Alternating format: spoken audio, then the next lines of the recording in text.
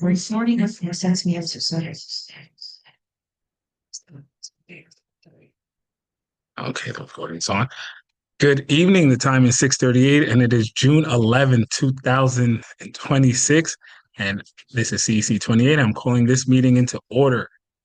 Thank you, everyone, for showing up after you stayed up all night watching those Knicks win. I know you did because I did, and we all did, and we still sent our kids to school, and we still came in this morning, today. So I really appreciate you guys and the Knicks for coming through. Because if they didn't, maybe we would have not been here right now. I'm just joking. We would have still been here, just with not those many smiles. But first and foremost, I'd like to um turn it over to our recording secretary to do roll call. Good evening, everyone. I'm going to do the roll call. We have our first Vice President, Lauren Clavin. Here. Thank you. Our second Vice President, Jennifer Sobers, is running a little late. She's on her way. Recording Secretary, Chantel Chambers, is present. Treasurer, Alicia Bauer. Present. Members, Zhao is not here as yet. Annie Cope is also running late. Kenya Townsend is also running late. Nikita Williams, not here as yet. And Eric Gretsch is also on his way. Cicely Chu. And our President, Quentin Meston. Here. Wonderful. Awesome. Next, I want to ask our first Vice President, Lauren Clavin, if she could please make the announcement about our chat. Good evening, everyone. So nice to see all of you. Our chat is now open and it will remain that way as long as everyone remains respectful. We will reserve the right to remove anyone or turn off the chat if that should change. Thank you so much. Thank you. And Councilmember Cicely, do you mind paying attention to the chat to see who speaks, making that list? Thank you. All right. Now, before we start our meeting, I got to shout out all the holidays this month because I like to celebrate everyone and everybody in what they believe in, and I like to learn as well.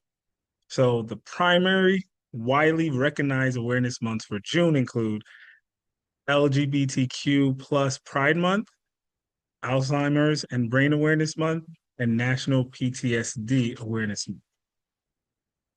It's also dedicated to National Safety Month, National Migraine and Headache Awareness Month, Pride Month, National Caribbean American Heritage Month, National Immigrant Heritage Month, Feast of Corpus Christi, a Roman Catholic holiday,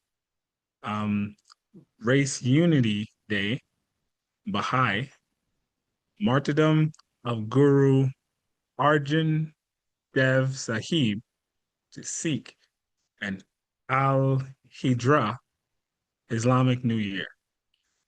And did anyone not hear something that I should have mentioned? I'll wait. I'll look in the chat. Did I miss a month? Graduation month. Okay. Anything else that I might have missed? Caribbean Heritage Month. You said that one? You did. Caribbean Heritage Month. I didn't even know. Thank you, Shadia Mustafa. Father's Day. Look at that, man. I did not say Father's Day, and I did not say Men's Health Month. Listen. No, I didn't say that just to see if somebody else was going to catch it, and we did catch it. So I want to acknowledge, as a husband, as a father, that I understand fathers. We could sometimes get forgotten, and it's hard, and I understand that life could get heavy. We carry responsibilities, we provide for our families, we support our children, and we often put everyone else's needs before our own. I've been there, I know how it is, and I know you do too. This month, I encourage all of you fathers and father figures and every man in our community. please prioritize your physical health, your mental health, and your well-being. Asking for support is not weakness. It's a strength that we need to use more often. Our families don't just need what we do, they need us to be here to do it. To all the fathers again, father figures, I see you, I value you, I'm proud of you if you did not hear that in a while. And I know our moms here are the phenomenal moms, but the other fathers that are out there working behind the scenes, thank you for doing all you do. Please continue your leadership, your sacrifices. Happy Father's Day, happy Men's Health Month. And a strong man is not the one who carries every burden alone. A strong man is the one who knows when to lean on his community so he can continue lifting others. So I want to say that from the bottom of my heart. One of the proudest titles I have are husband, father, and just being a man. So thank you. Happy Father's Day. Happy Men's Health Month. And with that being said, What's let's, your day? it's National Corn on the Cob. Day. I like corn on the cob. So I'm going to take that on Father. I hope my wife is watching this. Corn on the cob on Father's Day. Now, what did we do this last month? We just had our legislative breakfast, which by far I asked everybody in all the other districts in the city was the best CEC legislative breakfast in all of New York City. So not only are we in the best district in New York City, we District 28, but we are the best. We do everything the best. We had the best town hall with the most guests, with the energy, the questions asked were just the most. We were in the newspaper, and now we had the best legislative breakfast. I want to thank all of our council members that came, our elected officials, our district office, teachers, principals, PTA presidents, all the police stations that cover us, the community boards. Like we had everyone show up to support us because they know that we work with the best district and we're the most collaborative and positive and we have the best results. And our borough president loves to tell everyone that Queens gets the money because he gives most of it to us. He gives it to us because we need it from our schools. So we even had SCA and DSF who show up a lot for our schools, who are consistently fixing our bathrooms, fixing the ACs. You let us know what's wrong, they're showing up the next day. So I want to just thank everyone, all of our stakeholders for showing up for us. And I want to give a special shout out to First Deputy Chancellor Genta. She came with the laughs. She was already a part of our community from before, but she came and she knew she was home. She came with the tools for us to continue to succeed. She acknowledged all of our success and told us what's to come, and she kept making us laugh. So thank you, First Deputy Genta. Thank you, Chancellor, for letting us get your two deputies, because I can't not mention Deputy Flavia. Flavia had us in tears. We told her just to come bring greetings, and she came and brought her story. She came with so much love and energy, and she had us in tears, just loving the energy and support that she was giving us. And she was just such a happy person. So we just love, thank you, Chancellor's Cabinet, for coming to our CEC breakfast. Check the other ones, they don't go to those, but they came to ours because they know what time it is. So again, I just want to thank everyone for continuing this great ride as president. I'm just humbled and honored to have such a great council who they're still on their way here, but our council members, I want to say thank you for all the work you guys do behind the scenes in this volunteer position that we lead on. You guys are phenomenal, visiting your schools, following up with emails that we get from our phenomenal 1 in a million at AA, Dorinda. Our AA Dorinda is the one who keeps the lights on. She makes sure that everything is plugged in together. And I just want to take this time to thank her and all the council members and no to any other CEC that's here. Thank you for, they came to our breakfast too, but you can't have Dorinda. I'm sorry.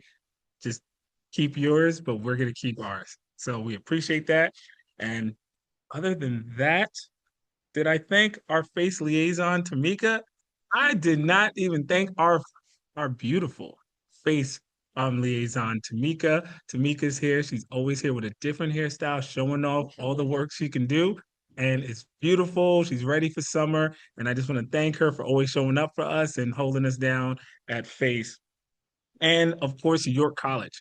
York College allowed us to host our breakfast at their beautiful um, their school, and it was amazing. The technology was good, their support, the view, the whole table setup, the everything was beautiful, and the food was amazing. The high school for food and finance.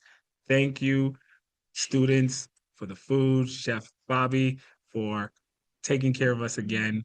Looking forward to doing this again in another 2 years. So thank you, everyone. I just want to keep thanking you guys. But that's all the thanks, all the stakeholders, Phoebe, um, Dr. Hall. Like you guys are the last thank yous. Thank you, all of you guys, for coming through and always showing up for us, and we'll keep on showing up for you. So now let's turn it over to the man of the hour who's been doing this flawlessly with a smile, our proud, honorable Superintendent Dr. Blake. Good evening, everyone. Good evening. Especially to the chairperson, Quentin Messitin, council members, all elected officials, union reps like Bruce Zayal, families, and all school leaders, and of course, our youngsters. Welcome all. Thanks for joining us as we close out another remarkable year in District 28.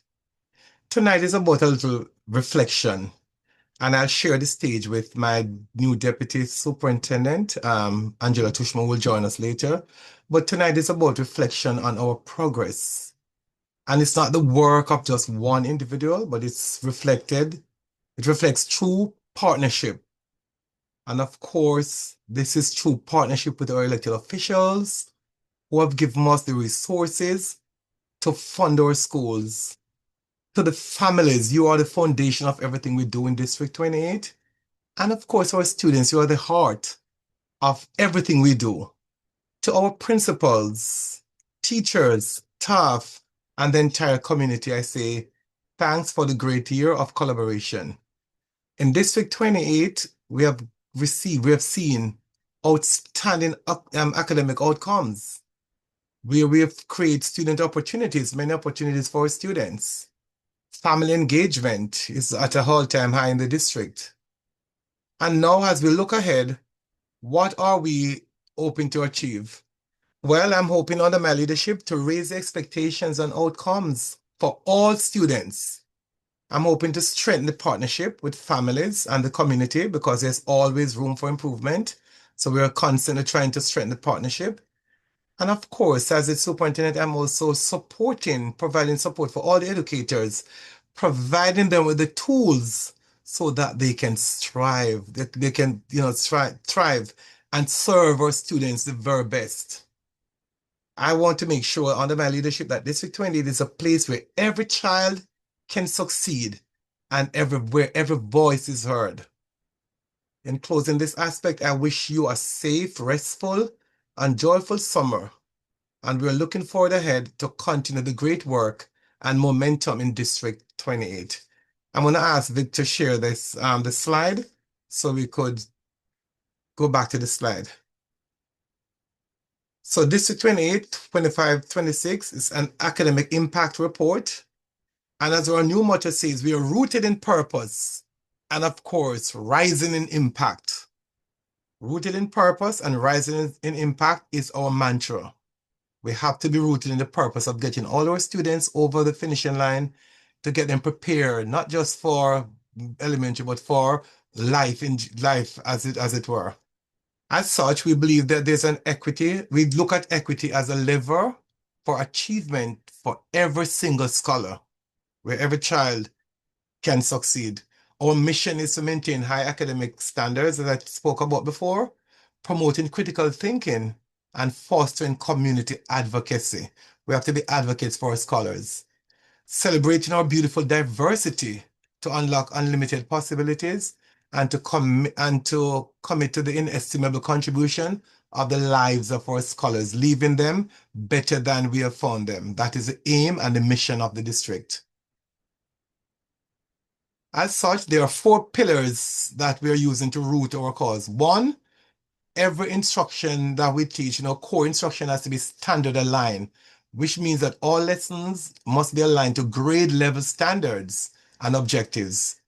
That is teaching with intentionality, not just teaching, shooting from the hips, but to really focus on our, grade level standards. Number two, to achieve this, we believe in explicit instruction and small groups, where we're executing the gradual release model, which is trying to give kids independence, but to hold their hands, so to speak, and then gradually to promote independence through independence practice.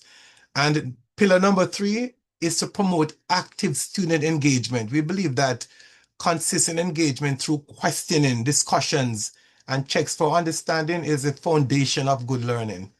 And number four, fourth pillar, is to look at what the data says, data-driven differentiation or data-driven decision-making, where we adjust instruction based on formative assessments to meet diverse needs within the core lesson for every child, regardless of so-called labels, whether it's our kids with special needs or MLL students. This is a place where every child has to be met where they are and elevate those students.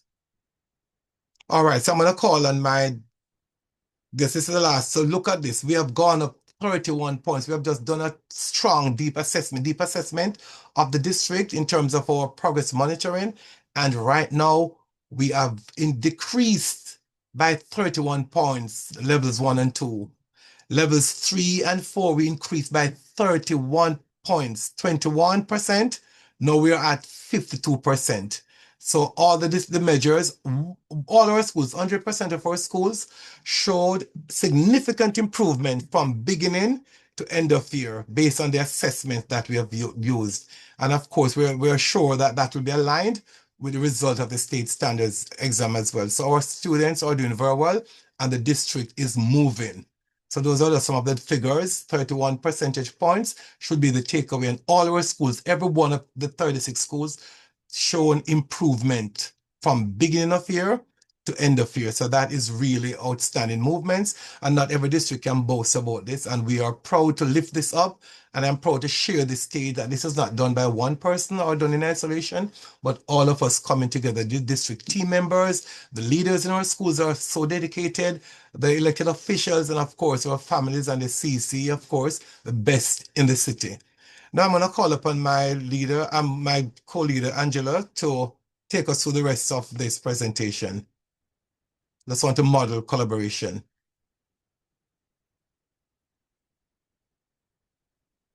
Could you put your arm on mute, Angela Tushman?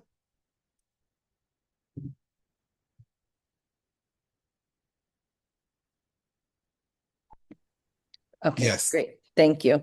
Sorry, I had to unmute myself. Good evening, everybody. Nice to see you. Nice to be here with you all. Thank you, Dr. Blake. And so I will continue talking about some of the amazing things that District 28 succeeded in this year. We are also talking about scaling our success through New York City South. So Dr. Blake just discussed our math scores thus far.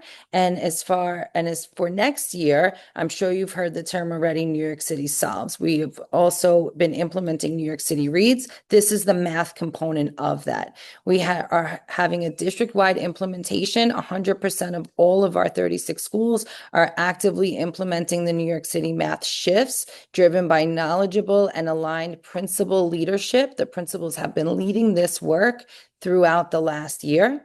We will have actively implemented New York City South shifts, and we will be implementing across all middle schools. 100% of our 8 middle schools will going to be implementing Amplify Desmos as our curriculum for mathematics in the 26-27 school year. So all middle schools will be implementing Amplify Desmos as the New York City Solves curriculum. We will continue to improve and be part of PDSA cycles, which are plan, do, study, and act. And that means that we find small problems of practice in our schools, in our classrooms, and we look for ways that we can study that problem and solve that problem, and then scale the success of what we've implemented across our schools and across our district. And so we will continue to do PDSA cycles over the coming year. So we will continue to elevate literacy through targeted instruction. That is our New York City Reads. We did have a 5% increase in students at or above benchmark in Acadience from winter to winter. Acadience is the screener that we use for early childhood grades where students are really learning to read, learning phonics, phonemic awareness, letter sound recognition. And so we did that, and we'll continue to do that with explicit instruction. And this year, by using explicit instruction, we've increased our use of explicit instruction by 22%. We've increased our small group instruction, and we will continue to do so. And we've increased our independent practice of what the teacher has taught with students in the classroom. This high rate of independent reading and writing is in collaboration with the small group and the explicit instruction, all part of the reading time and writing time in the classroom is what has led us to these measurable successes. And we will continue on this path with New York City Reads through the use of our HMH curriculum and these best practices, because we all know that it's not about the curriculum or the text that we're using, but it's about the instructional moves that we're making. And so we hope that we plan to sustain our growth for multilingual learners. We have had a 40% measurable growth in English proficiency as measured by LData. We have had 12% of our students reach full proficiency. That is a 4-point increase from the previous year.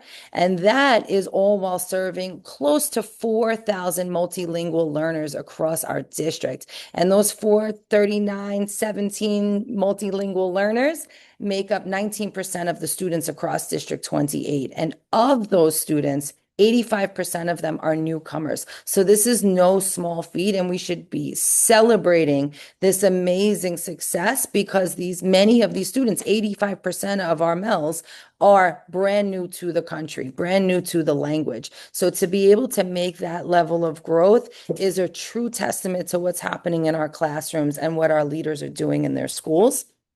I want to acknowledge that we will be adding bilingual and multilingual programming from 4. We currently have 4 schools with bilingual and multilingual programming, and next year we will have 7. We are launching new dual language and bilingual special education programs as well. So bilingual and dual language self-contained 12 to 1-to-1 classrooms. We will see more of those across the district in the coming school year. And we will continue to deploy inclusive classroom resources with bilingual libraries and Spanish literacy curriculum and AI-enhanced family communication tools. Enhanced, not led and not solely AI, but enhanced by AI. So we are, as a district, leading our city in special education and inclusion with our innovative programs. We have 6 District 28 schools that were selected for the Citywide Inclusion Innovators Pilot. We improved 12 to 1-to-1 structures for students with autism in the K-2 grade bands. We've increased targeted support through direct coaching with central leadership of special education, as well as district representation of our special education programs. We've advanced our sensory gyms and behavior support modification programs for our students with special needs through the support of our district team. And we have created educator empowerment by creating citywide leaders in read and write implementation with over 300 of our educators trained. And we have executed a 3-day Spring into Inclusion and targeted 2-day neurodiversity training for educators in the district. We continue to elevate student wellness and support for our students with MTSS and crisis response, strengthening our collaboration with special education and pupil personnel school support. We are enhancing our school-based capacity with coaching and clinical consultation and expanded partnerships and celebration of our school social workers and mental health providers. All of this is in alignment to the chancellor's priorities and the district's priorities of Dr. Blake's, and we will continue to elevate not only student outcomes in reading, writing, math, and so on, but also mental health and wellness. This year, we have and will in the coming year continue to invest deeply in our teachers and our leaders. I am proud to say that with the leadership of myself and 3 other principals, Dr. Tiffany Hicks, Principal Petrello, who I saw on the call, and Principal Sandusky, we have graduated 19 aspiring leaders from our Aspiring Leadership Program. They just graduated 2 weeks ago. And so we are hopeful that many of those people will go on to become leaders in our district. We did just have one recently from the pipeline become a new leader in our district, Dr. Frankie Simmons, who has taken the helm at Middle School 217 from me as I exited out from there. So that's a testament to our pipeline program. We've had we went from 3 teaching fellows sites in our district to now 5. We've recruited 130 new educators. We have had 200 plus mentoring experiences, and we've expanded our teacher centers, our UFT teacher centers, and literacy coaching within our school buildings. And we have processed and honored 130 people for tenure this year. So that is also absolutely amazing. Tenure for principals, teachers, assistant principals, social workers, secretaries, you name it, we tenured them this year. So I know what's top of mind for many people is what's happening with small class size. We are going to see a $1.5 billion capital funding plan to invest in creation of smaller classes, $244 million for teacher hiring in the coming fiscal year. We have immediate implementation across the city. We are hiring in District 28 so that the city can meet our 70% benchmark. We are focused on equity so that we can prioritize the learning for our students in our highest needs schools. We have a system-wide approach and pathway to compliance for the city, and then that pathway to compliance for New York City ultimately trickles down to our district. There are public hearings from June 25th to July 28th and to hear ongoing input around smaller class size.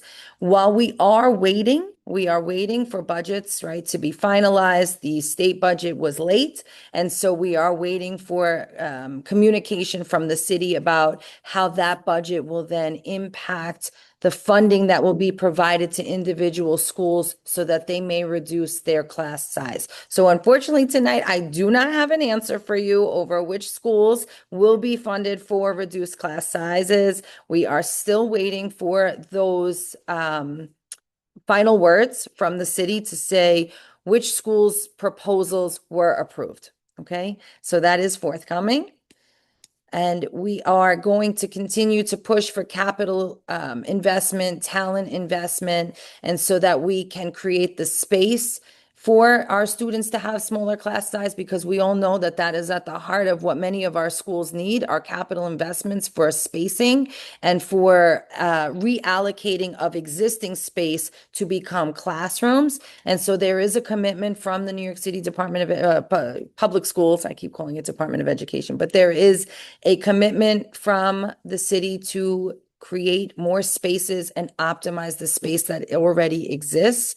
And again, I urge you to have your voice heard during these public hearings times, so that we can make sure that these capital investments are brought right here to District 28. I want to thank our CEC members who have been out in the field at our schools, walking the walk alongside our leaders and meeting with officials, elected officials, and New York City Public School officials, everyone from Parks Department, New York City Parks Department, as well as people from New York City Public Schools, district planning and facilities, to think about how we can best meet the needs of our schools when it comes to space.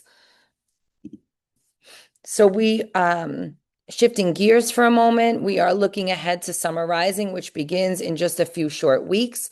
July 1st is the launch of the Summer Rising. And August 7th is when it concludes for grades 6 through 8. And our students who receive extended school year, that 12-month school year on their IEP, they will conclude August 12th. And then August 14th is the conclusion of Summer Rising for students in grades kindergarten through 5th grade. All of our sites for Summer Rising are fully staffed with principals in charge, site supervisors, which are assistant principals, and we are continuously hiring. I believe almost all sites have been staffed. It is a great thing to know that so many people want to work Summer Rising, and so we have been able to retain many educators to come back year over year to teach in the summer months. So we are looking to have all of our staffing finalized by next week. And so with that, I just want to say thank you for a wonderful year. We're truly looking forward to another partnership next year where we will expand on what Dr. Blake shared with you is our theme for the coming school year, which is rooted in purpose and rising in impact. And I'm just going to read to you, sorry, I have my notes here, what we as a district have created as our statement, our theme statement around this new theme. And you are one of the first groups to begin to hear about this theme for next year. Again, rooted in purpose and rising in impact. And so our district is already rooted in purpose, grounded in strong relationships, shared vision, and collective responsibility. And we will continue to rise in impact by strengthening our instructional practice, deepening our collaboration, and achieving measurable gains in our student outcomes, as Dr. Blake mentioned earlier. And we will move from coming together, because the last few years we have been coming together and then working together. And now we are looking to really highly achieve together so that we can ensure every school will operate as a unified and high-performing system within our district. So again, that is a little glimpse into what our theme for next year will be. And so I'm really looking forward to it. And I want to thank you again for your support in my transition to this new role. And I hope that you do have a safe and restful summer. But I believe we'll be seeing each other then as well. So that's a good thing. And enjoy. Thank you very much for your time tonight and allowing us to present to you. Great. Before you go, we have a couple questions from council member. Hi, thank you for the presentation, Dr. Blake and Principal Tushman. Deputy Superintendent Tushman, also Principal Tushman, also fabulous Tushman. Two things I wanted to, and I'm just looking here just because you're here, but also Dr. Blake as well. Is that these numbers and the results are wonderful. They're just really, really great. But as always, we would like to know, and I'm sure families want to know the breakdown of these. Not now, I know you don't have that now, but coming up maybe in September or something, because in the aggregate is one thing, but there are certainly still disparities between schools that have been brought to our attention. And so we always, I think, as a council, we want to ensure that those disparities are lessened. I also, I noticed that the benchmark in the beginning of the school year for CEP goals for ELA and math, they tend to be based off of testing that's done that September or October versus whatever was the ending goal for the grade like now, so in June. So you'll have something that might happen. These are numbers that are made up where perhaps because of whatever reason, summer slide or whatever, the benchmark is quite low. And so it is quite easy to have an increase because it started so low. So then we want to maybe, is it possible to have a bench line that we never go under? So for example, we always want students to be at, I don't know, 40, 50%, 60, whatever it is, so that we're not starting at 30 and celebrating something that goes up, where we want to make sure that there's always, you know, a bench line, you know, like a basis that we don't want to go down. I don't know how we can build that in. I do know many families have, you know, expressed that concern, that we're just starting sometimes at a lower benchmark. I don't know if you can speak to that. Yeah, so thank you for that. It's a great point. So, and of course, if Dr. Blake wants to chime in as well, because again, we're sitting here looking at each other. No, so when you talk about using data from say this end of this year to the end of next year, what that data would more or less be either the iReady or usually the state test performance. And so say your child is in third grade and they take the New York State exams and they're taking that test is based on third grade standards. When they come into school in September and they're being assessed with those benchmarks in September, they're now being assessed on fourth grade standards. So test like comparing, it's really comparing apples to oranges to have them looking at our third grade data to our third grade standards to our fourth grade standards, right? So if they're using a benchmark from beginning of the year to end of the year, you're measuring the same standards, which is a lot of times why schools will choose or districts will choose to look at the benchmark from beginning of the year to the benchmark of end of the year, because it's the same students testing on the same standards from beginning to end. And you're seeing the progress within those standards over the course of the school year, rather than I'm looking at you as a third grader, now I'm looking at you as a fourth grader. But definitely the New York State assessments and the iReady assessments are used more locally in the classrooms to look at where kids were and to where they need to go.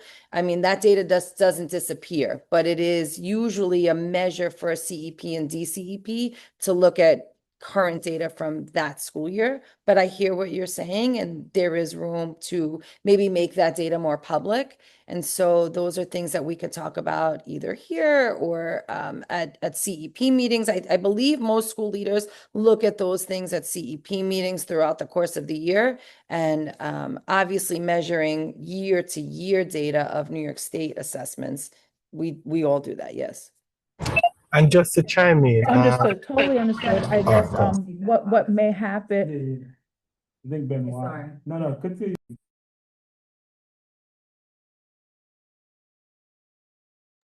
Dr. Benoit, did you want to? Oh, hi. I apologize. Good afternoon, everyone. Yes, in addition to what Deputy Tushman said, one thing that we can offer is to provide data comparing fall to fall, right? And spring to spring, so that we have a better idea and picture of, as an aggregate, how are our students faring, moving from grade to grade.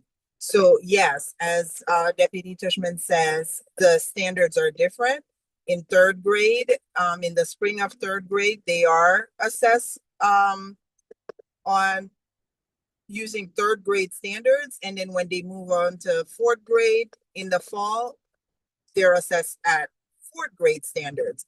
But again, what we can do to help parents better understand, I guess, the impact, right, that our instructional practices have on cohorts of students, we can do September 2025 compared to September 2026, spring 2025, September 2026. I think that'll give, a clearer picture, than what council member, sorry, I don't have my glasses to see who had asked the question, but what the council member had asked.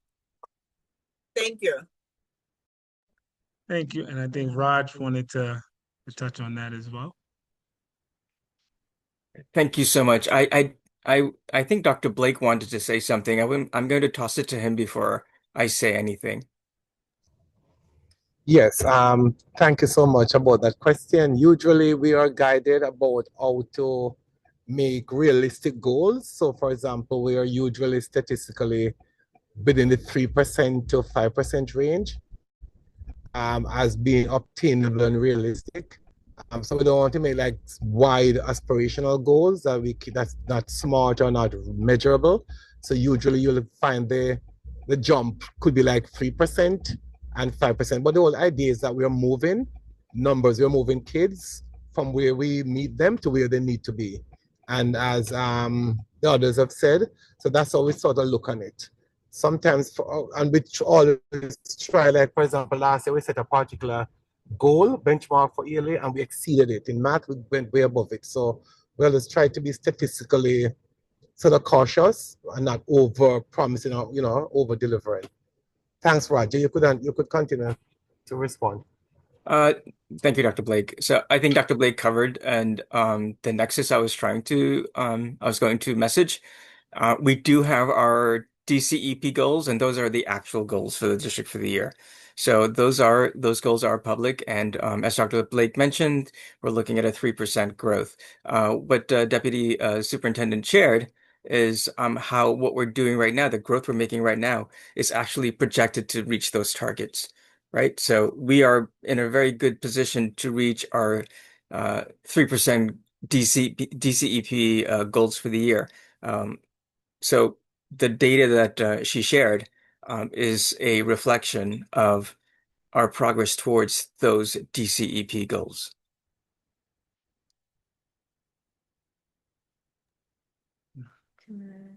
Thank you.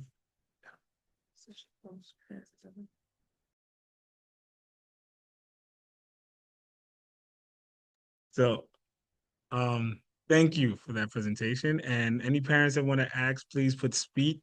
We will come back to this conversation. Our district stays here with us the whole time, so they look forward to always supporting us. So we will continue with our regularly scheduled programming.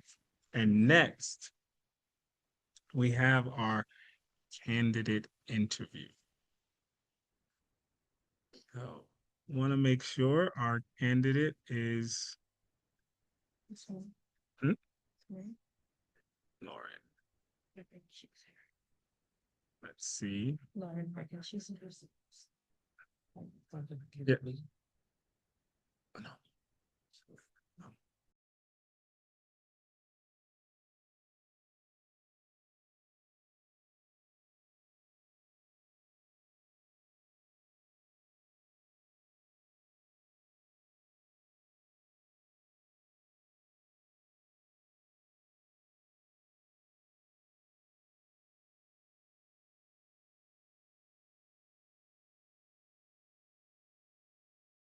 Lauren Perkins. All right. Okay, cool. So, camera on so we could spotlight you. There you are. All right. So, as many of you community know, we had a vacant seat on our council for a little while now. And you probably didn't know because the council members here have been doing so much work advocating for all the schools that people didn't notice. But we do have a parent that did see the vacancy and she was vetted by face and passed everything with flying colors. And now she is here as our candidate for the vacancy. So we are now going to move forward with the interview questions. And I want to turn this over to our second vice president, Jennifer Sobers. Good evening. Good evening, Ms. Perkins. So glad that you are here and that you have applied for membership to the CEC. I'm very happy to have you here. We're gonna be asking you today 4 questions. They'll be posed by different council members. You'll have 2 minutes. Is it Quentin? Okay. If the questions, the answers to the questions will be 2 minutes. But we'll give you a minute or so for introduce yourself to us and to the 2 minutes, 2 minutes introduction in the beginning. Is if somebody it will be timing. Chantel, our recording secretary will be timing. Just let me know when she can start her introduction.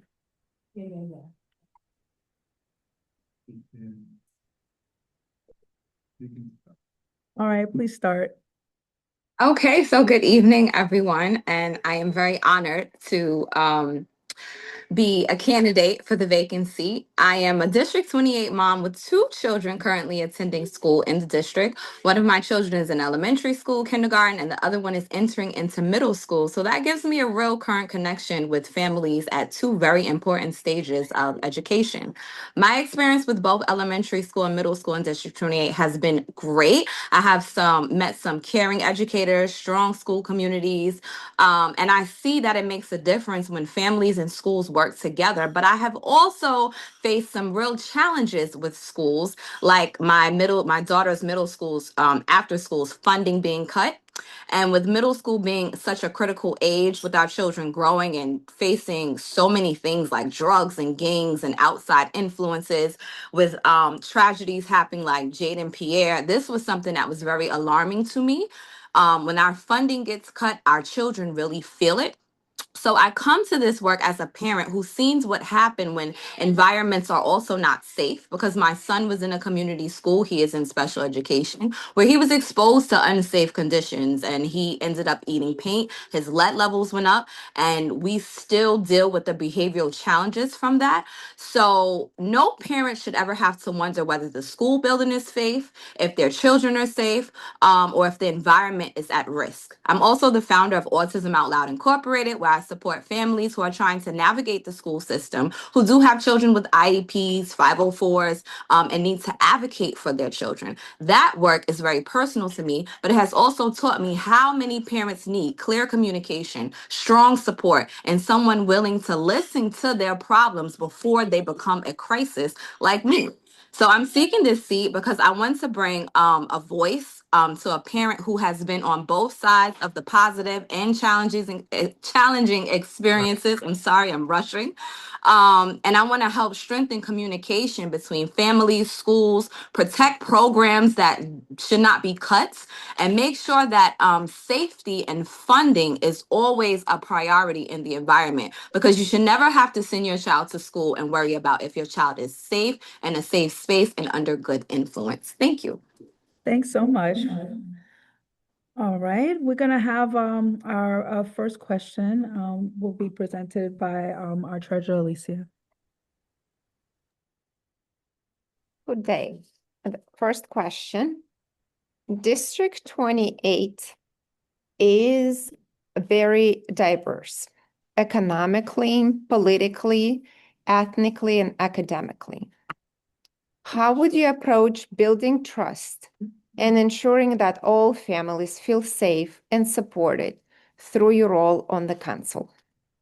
So to build trust with someone, especially ethnically, you have to be diverse with culture. I feel like in Queens is the most diverse borough in New York City, right? We can go and get some Chinese food, some Indian food, Jamaican food. Like, we have to be non-ignorant and knowledgeable to culture and have a large sense of empathy for what people are going through. Sometimes we listen just to respond, but if we listen to actually care about what people are going through and then help to bring a solution to their problem, I think it would solve a lot of issues when it comes to equity and inclusion and helping parents to feel safe to speak up and be in their environments in the school.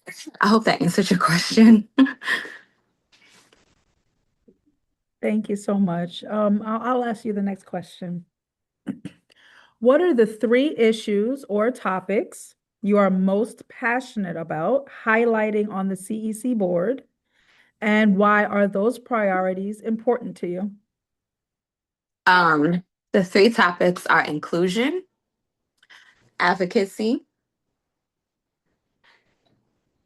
I'm sorry, I'm like, I'm talking to my children at the same time. Inclusion, advocacy, and safe environments for our children. Inclusion being that children with all abilities are able to have safe access to education in safe places, smaller classrooms for general ed, so they also feel supported, advocacy for our children and for the parents. Yeah. Wonderful. Thank you. Our next question will be asked by Annie.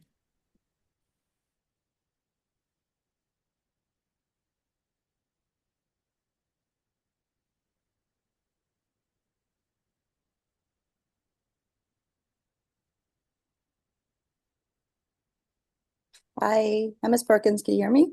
Hi, I can hear you. Yes. Hi, Annie. You probably answered a lot of this question already when you introduced yourself, but I'll ask it again. So if there's anything to add to this, Sure. what unique skills, experiences, or perspectives do you bring that you believe would strengthen the work of the council?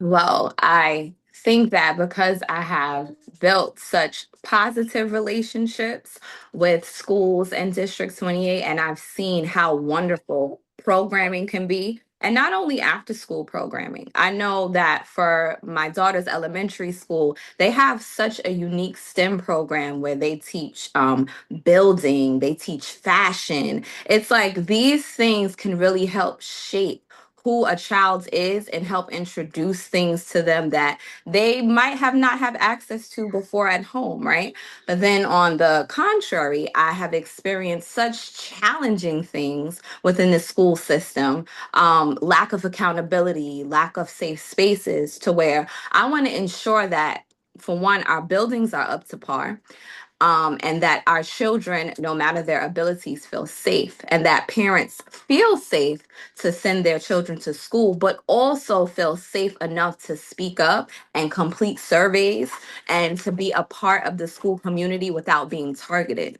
And that goes from on an immigrant level, right? Because sometimes parents don't want to speak up because they don't know if they're going to be exposed, right? And it shouldn't be that way, because now this causes a breach or a lack or a disadvantage in their child's education. So I think that parents need to be heard as well as the children, and everybody needs to be safe. Thank you, Ms. Perkins. Welcome. Thanks so much. Our last welcome. question will be asked by Quentin.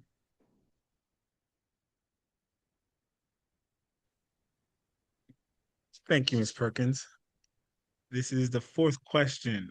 Are you willing to attend all monthly CEC meetings in person and serve as a liaison for up to 4 schools in the district? This would include visiting the schools and building relationships with their communities. It would be my pleasure. Absolutely. Yeah, that was easy. That was the easy one. Great. Since you answered that so quickly, if you want to add anything else, those are all the questions we have. I'm really just honored to be here. I feel like this is a missing piece of the puzzle. If I am nominated, just know that I'm ready to work. I'm eager to work. I'm ready to work. I'm going to do my work with honor to the best of my ability. And I don't think you guys will be disappointed at all. Thank you. You're welcome. Well, thank you, Lauren Perkins, for You're welcome. going through our interview. And please stay, because we will be making our vote in our business section of the meeting. Okay. And it'll be good for you to be here. So next on our agenda is our public comment. And before I go to public comment, I just want to acknowledge all the principals that showed up. Thank you so much for always showing up and being consistent and bringing us your greetings. It was lovely seeing you at the breakfast. For all of you that I think were here came, we appreciate you. Like, thank you so much. And please put P by your name because I always like shouting you guys out so I don't miss any of you guys. And of course, our U of T rep, Bruce, and our Title I rep, Shadia Mustafa. But now we're going to the public comment section, and I'm going to start with the parents who chose to show up in person. They chose the weather, they chose the address to come here, and we appreciate them. So, yes. So, first parent we have is Jessica Zelo. Is that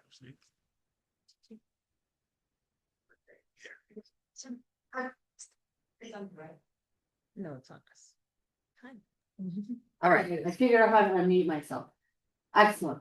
So happy June. I'm so glad that we're at the tail end of the school year yet again.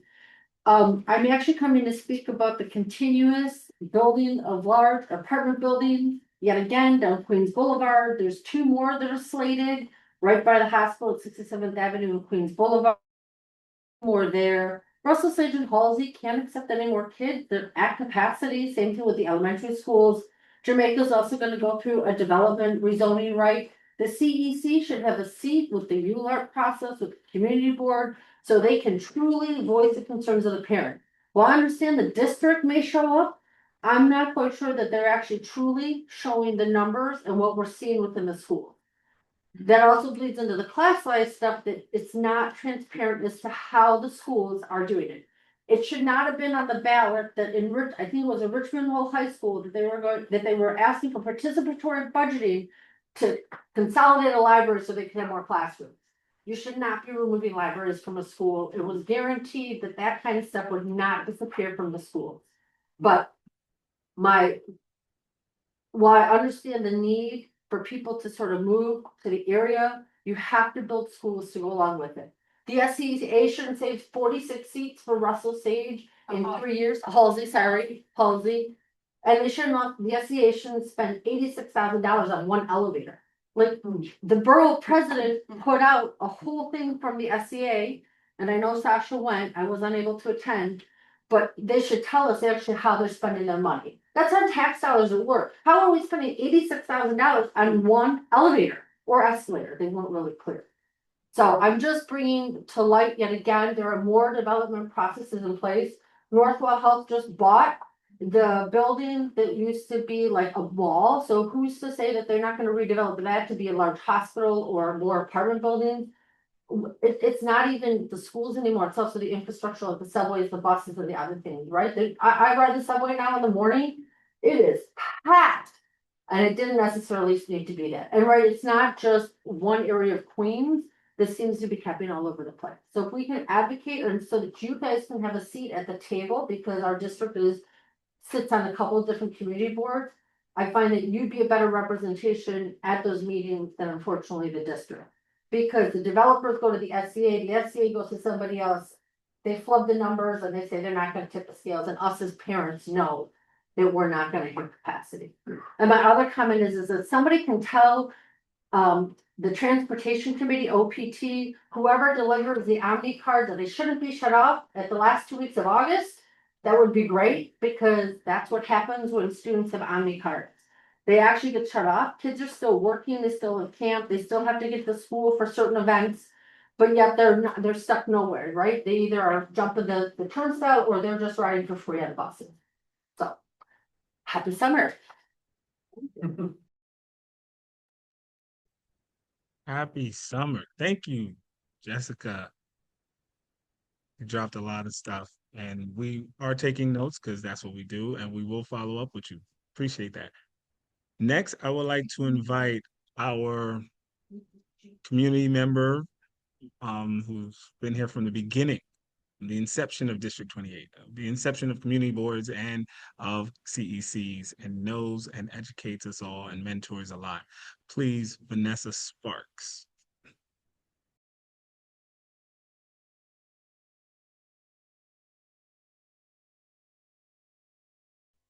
Yes, I was trying to unmute myself. Good evening to the greatest CEC in the city. That is CEC 28.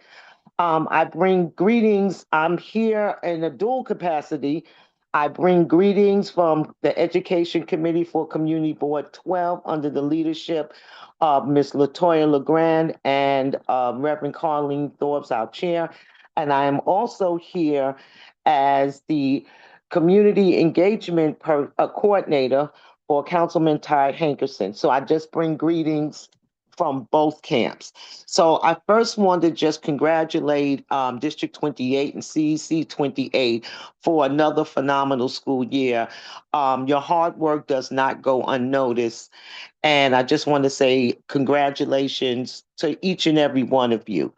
I also want to congratulate the CEC for putting together a wonderful and fabulous legislative breakfast. It was a really, y'all really did your thing. I was a proud mama. I was a proud alumni to see what y'all done. A couple of things I want to drop in the chat. Councilman Ty Hankerson, in partnership with New York City Public Schools District 75, will be holding an open house.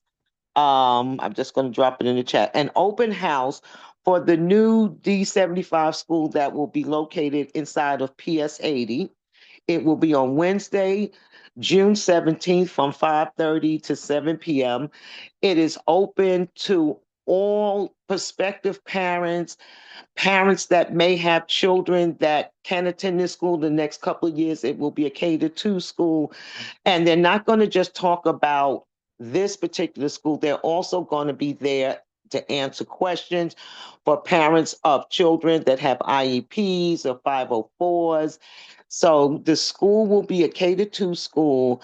90% of the children will be children that are on the spectrum, 6 to 1 to 1, 8 to 1 to 1. So we're inviting Quentin. I'm expecting to see you there. I'm really expecting to see you there next week, this coming Wednesday. I have also reached out to the early childhood centers in that community. I think it's really important that our early childhood CBOs know about the school, as those children, once they graduate out, they will be entering our elementary schools. And many of those children, their families often have to send them across the borough or even out of the borough for an appropriate placement. So please share with your network. As I said, I dropped it in the chat. And I just want to say one thing.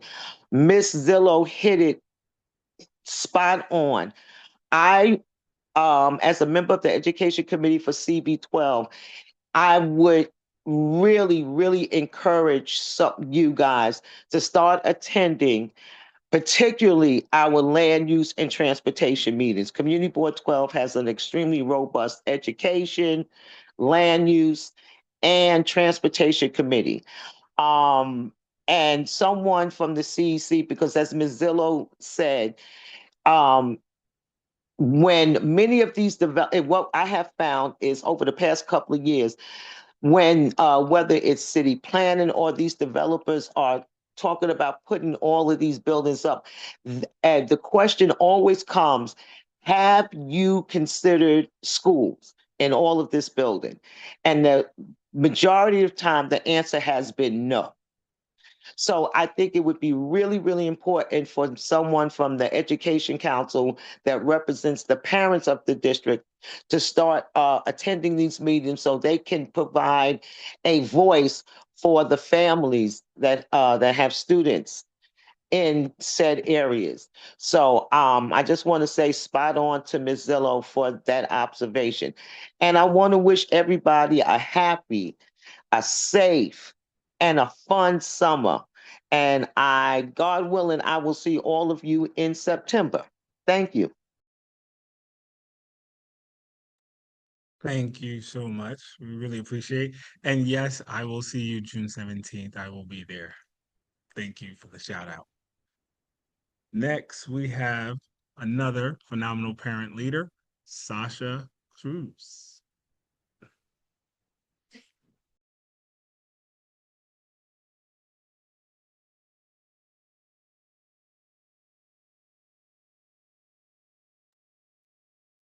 Great.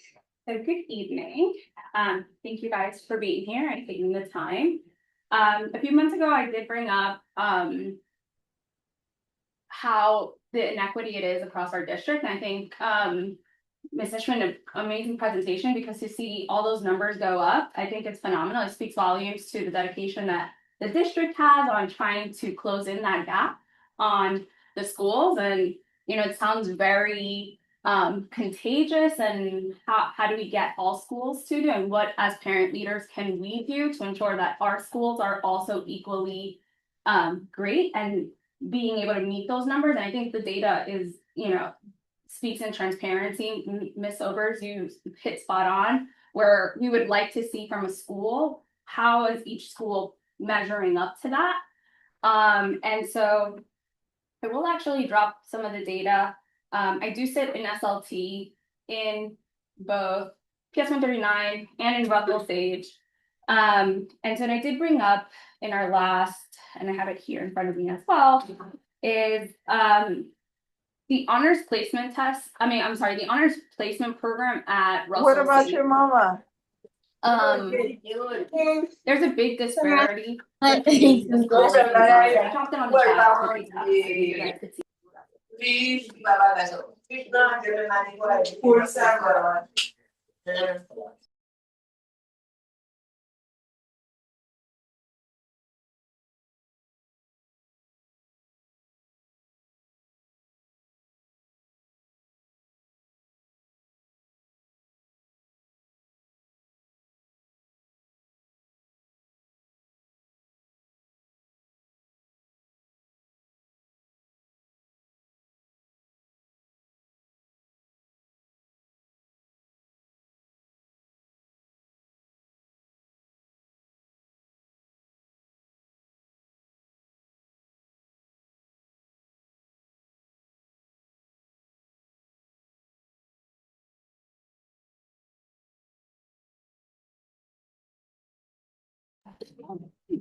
You did great. Okay. We'll have to go home. All right, so PS 144 has 28% get into the honors program, 174 has 14%, PS 101 has 23.6.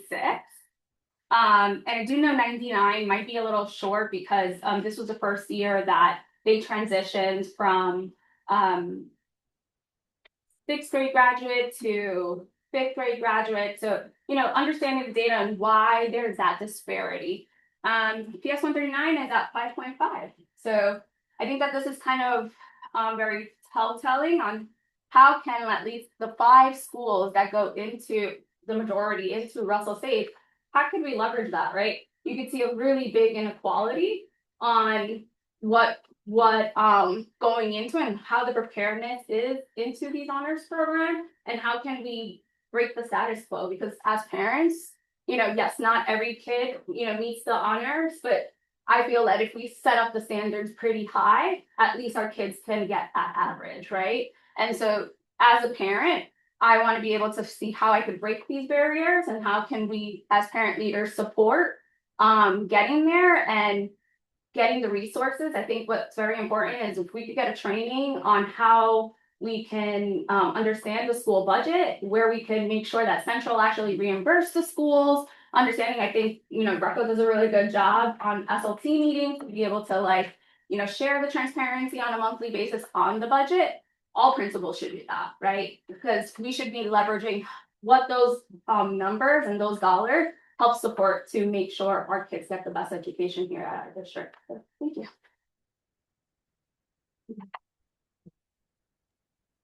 Thank you. You guys can hear online, but there was like a round of applause after the last couple of speakers. So thank you. All right, next parent, we have another parent advocate. Happy Father's Day and happy Men's Health Month, Kevin Lee.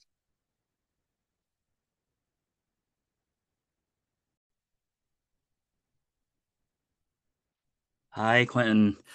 And thanks for rocking the shorts. It's a hot day. I want to say good evening, Chairperson, council members, superintendent, and fellow parents. My name is Kevin. I'm a parent in District 28. And happy Father's Day, Quinn. Yes, it's really important. I wanted to make a brief comment tonight about civic engagement and the importance of working through the many, many channels available to families in our school communities. One of the great strengths of our public education system is that parents have a voice. We have parent associations, school leadership teams, CECs, school administrators, district leadership, the Department of Education, elected officials, community boards, and even the local precinct community affairs officers when public safety concerns arise. These channels exist for a reason. They allow us to raise concerns, ask questions, seek accountability, and work towards solutions together. At the same time, I'm here tonight because I am concerned by the increasing use of anonymous social media accounts and online rumors to criticize schools, educators, and administrators. Social media can be useful for sharing information, but it should not replace transparency, accountability, or respectful dialogue. Anonymous accusations and misinformation may generate attention, but they rarely generate solutions. It is at best, a public safety issue in the wrong hands. I would also encourage our institutions to take parent and student concerns seriously. Parents have a responsibility to engage through established channels, and institutions have a responsibility to listen and respond when they do. Many important improvements begin with one person noticing a problem and speaking up. Regardless of the issue before us, the solution is often the same. Parents, school leaders, community organizations, and public agencies working together through the established channels available to us. When parents feel heard, they participate. When they feel ignored, frustration often moves elsewhere. Our goal should be strong schools, open communication, and constructive engagement through the many channels available to our community. Thank you for your time and for your service to District 28. Happy Father's Day again. Thank you, Kevin. Likewise, happy Father's Day. And thank you for just your advocacy and all you do in the community. We appreciate you. Next parent, Haley Leung.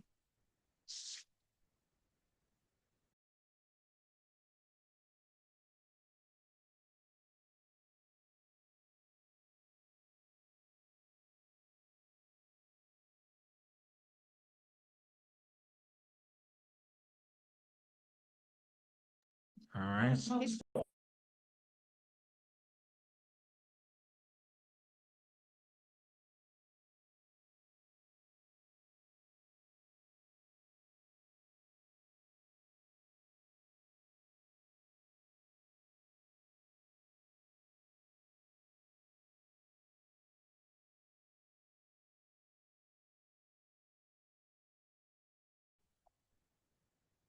Good evening, everyone.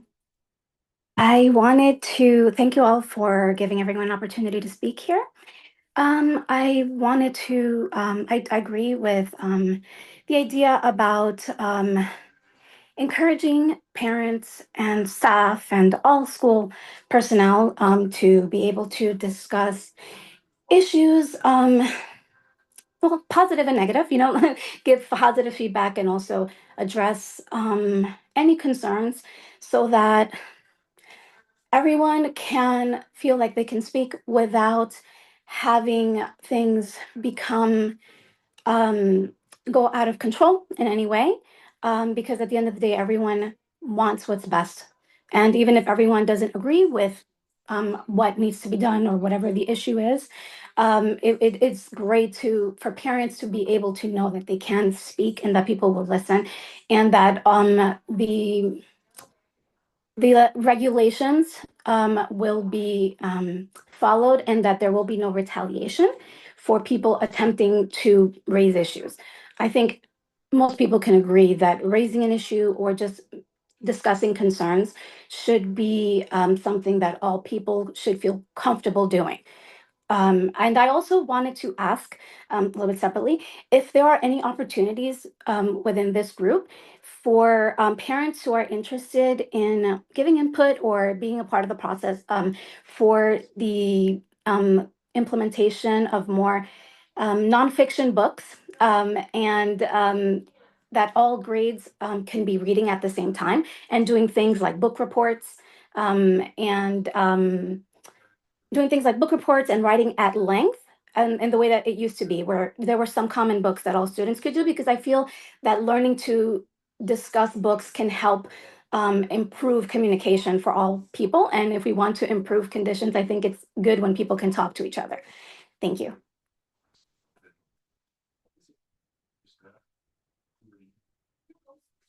Thank you. And I just want to use that opportunity from Jelly to remind everyone we do have a phenomenal website and we do have committees that are open for community members to join our committees on our council. So please always feel free to go to our resources, CEC28.org. And we look forward to just sharing more information there. And you can always see what committees are there. And if you would like to join, just send us an email. And we would love to have you as part of our committees where we could have these conversations in those places and bring these ideas. So thank you for that. Next. Oh, wait, hold on.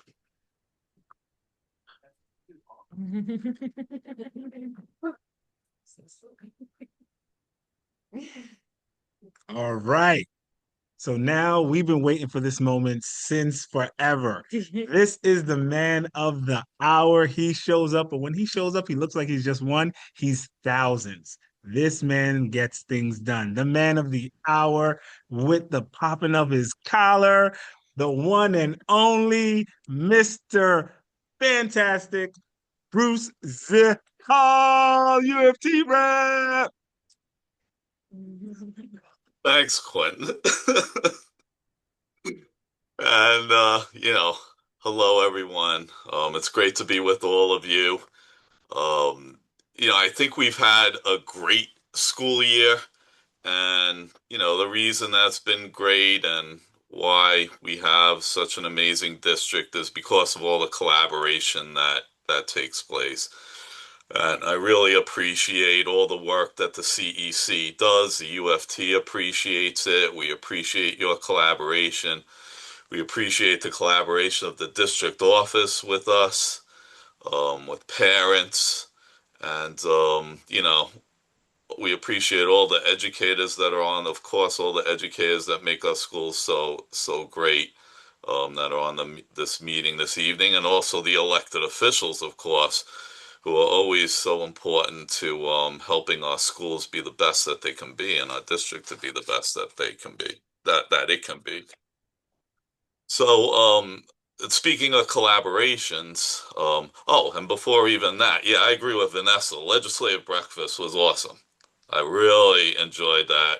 I thought it gets better and better every year. And it was a great time to make connections. And I even made some connections there that within a couple of weeks, because of those connections, we were able to accomplish some things, in our schools and for our students. So yeah, I really encourage that to continue. That's a great event. Um, in terms of collaborations, we've had some great collaborations over recent weeks. Superintendent's office and District 28 UFT held a educator celebration for our educators in District 28. Quentin, our CEC president, attended, as well as Jennifer Sobers, our second vice president. And really a great time was had by all, and our educators who was celebrated really appreciated it so much, and they deserve it because they do so much for the students in this district and the schools in our district. We also had, which I don't think was mentioned yet, a District 28 literacy and civics share fair at the Queens UFT office, where our schools came together and shared promising practices regarding literacy in our schools.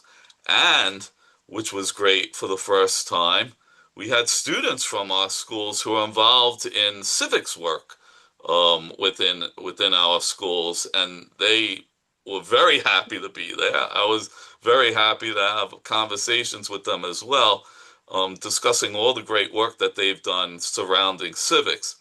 I think that's very important for us to remember. I know the focus is always on literacy and math, but there's more to life than literacy and math.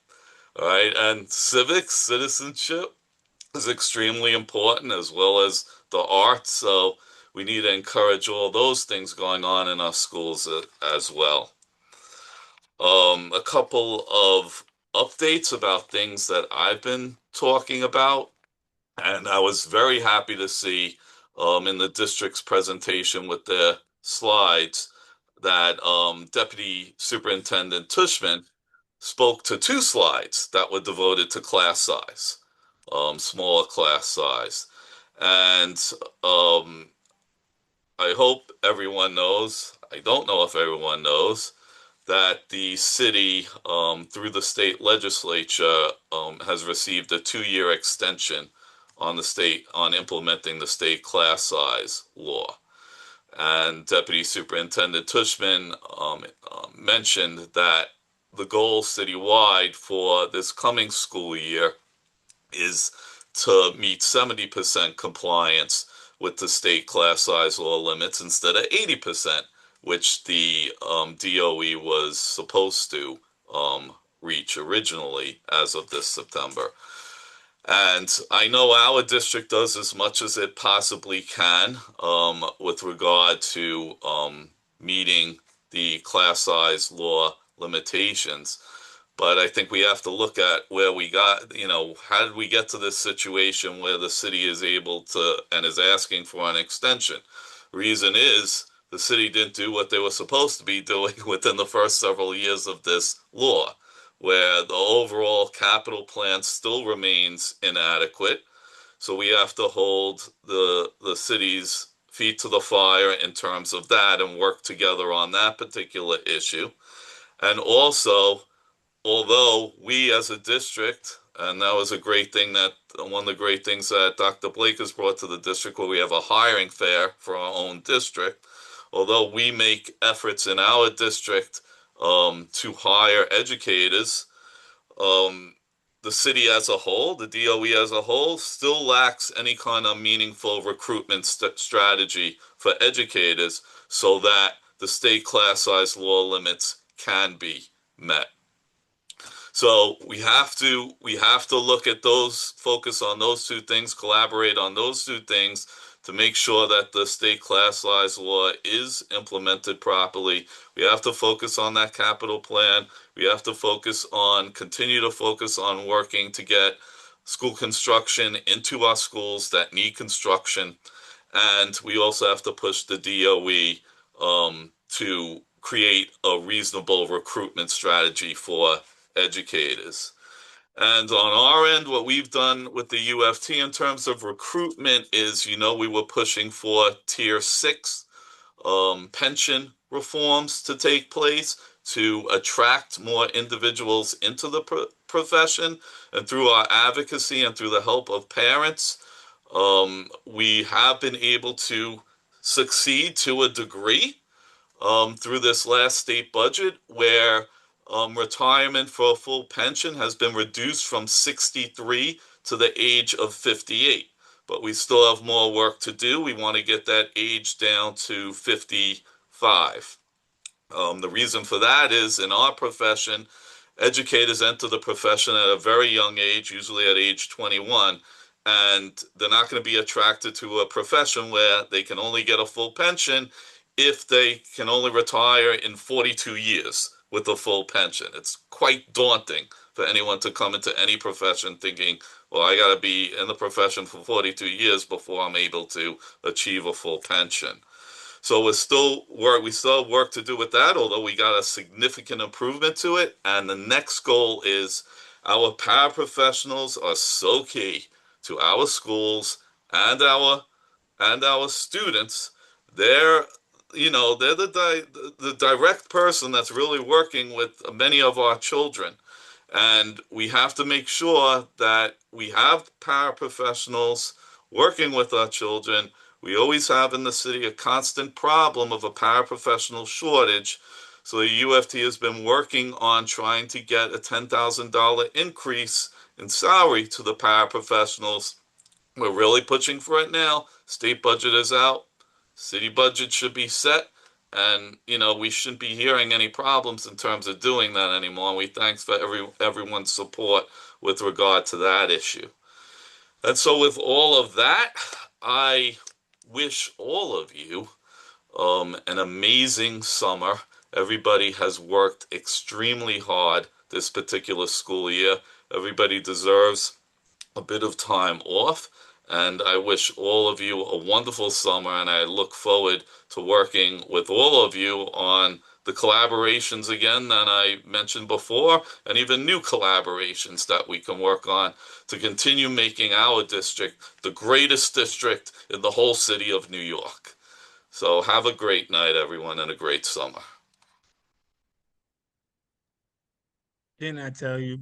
I told you he was going to come through. Thank you, Bruce. Always coming through. Next parent, we have Sylvia Kothia. Sylvia Kothia.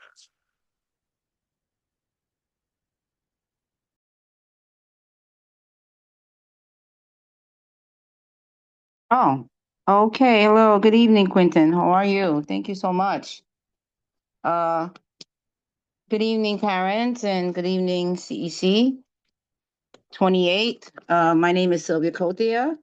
I was invited by Quentin Mezzantine. I'm hoping I couldn't pronounce your last name correctly.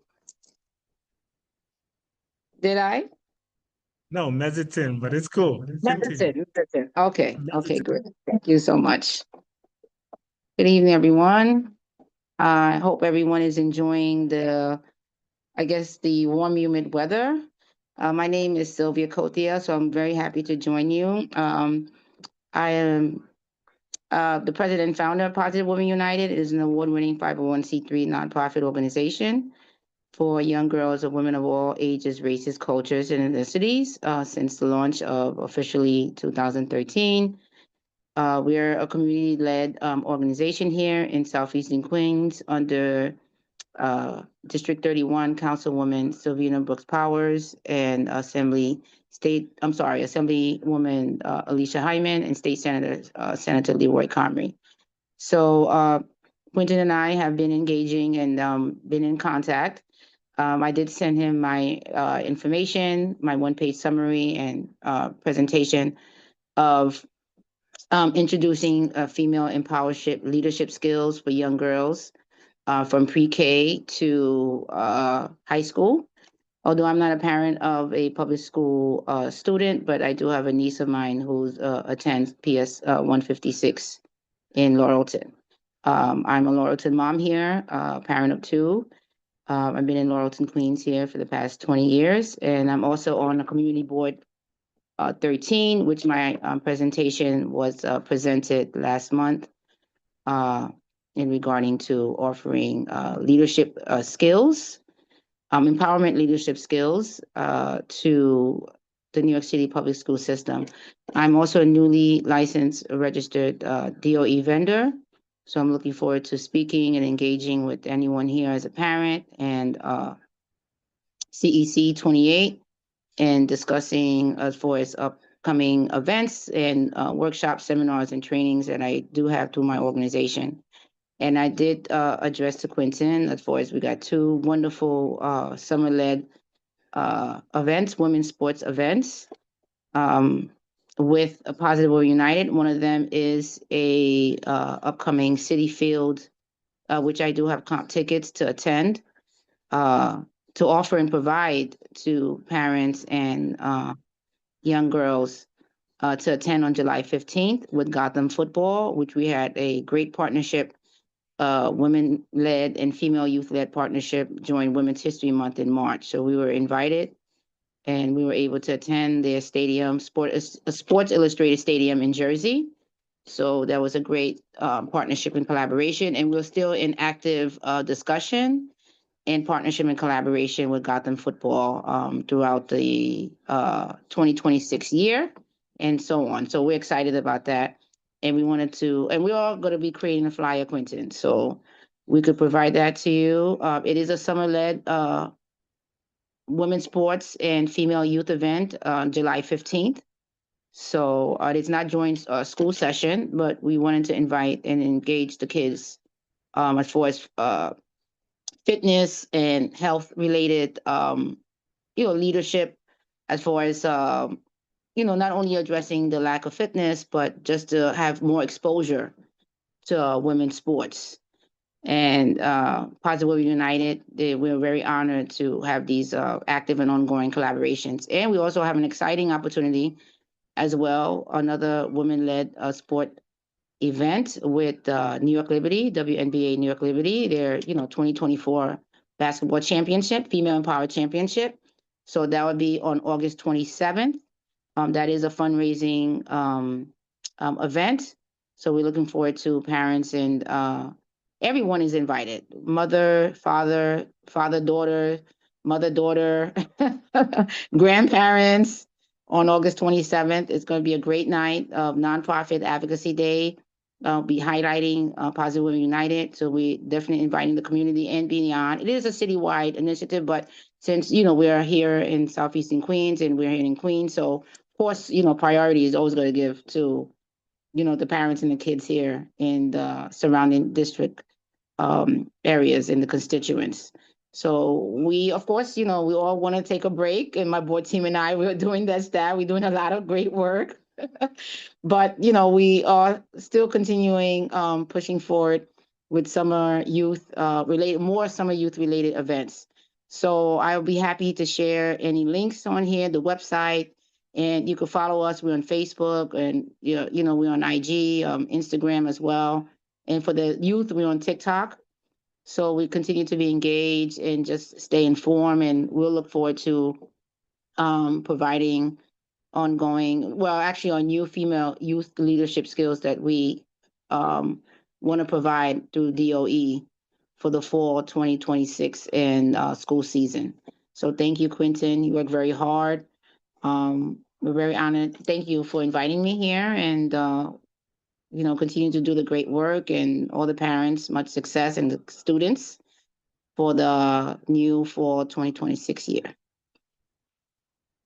Did I say enough, Quentin, or is there more to say? Oh, we're good. All right. Thank you.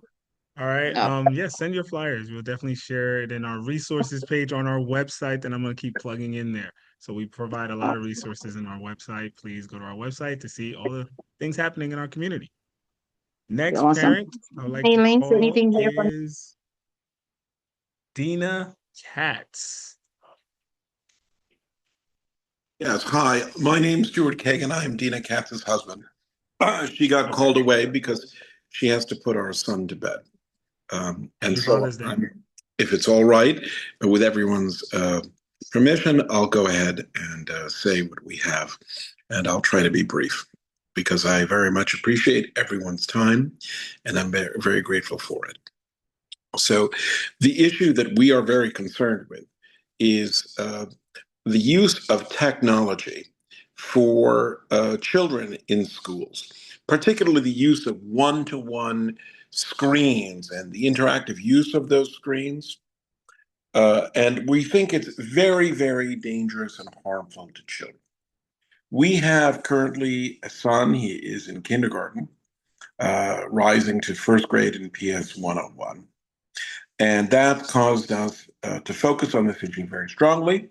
We want to bring it to the educational establishment's attention and try to work really hard to minimize, reduce the use of this kind of technology because we think it's very detrimental to children and to their ability to learn.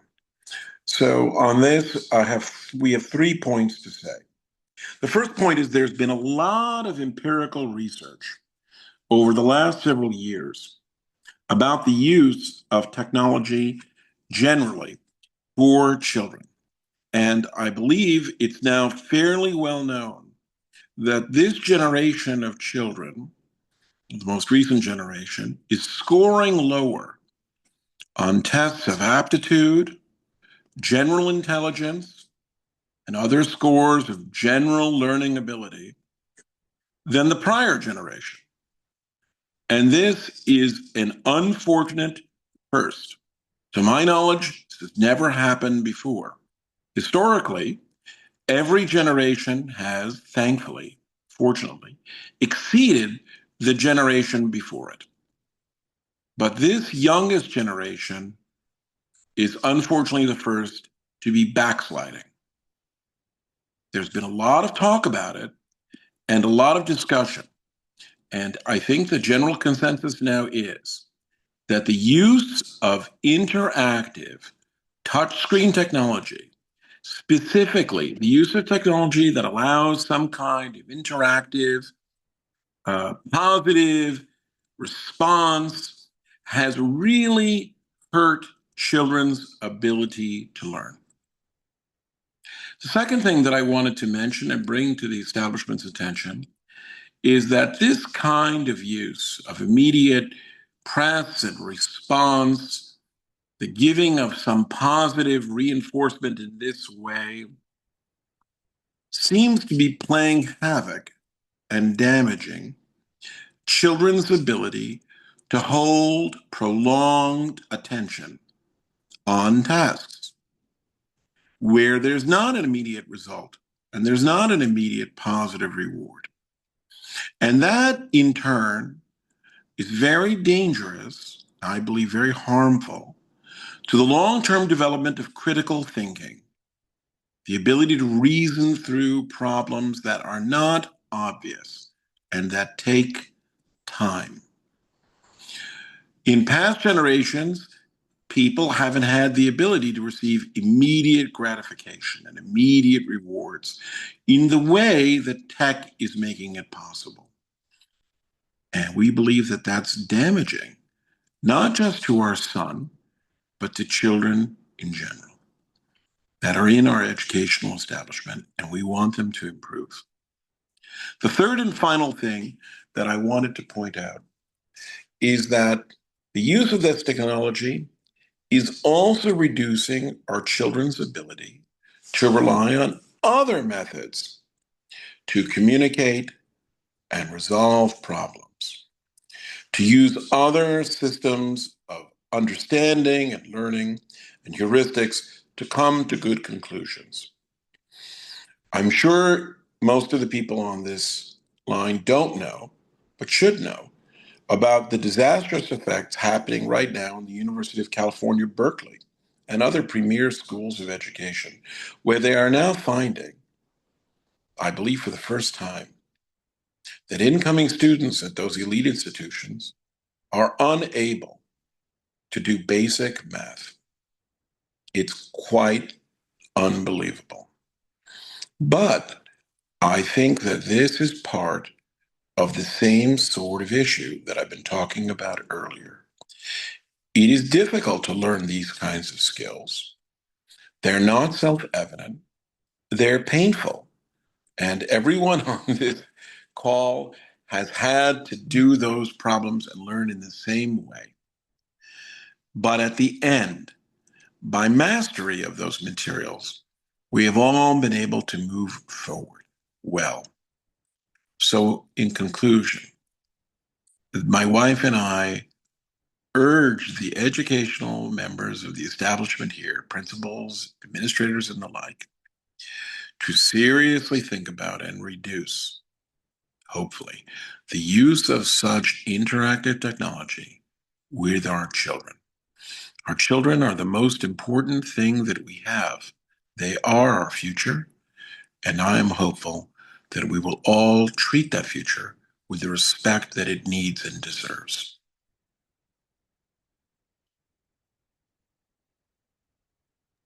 And that's all. That's all I have to say. And that's how you drop the mic. So We appreciate that. I think Principal Mac put in there, your name is Stuart, so happy Father's Day, Stuart.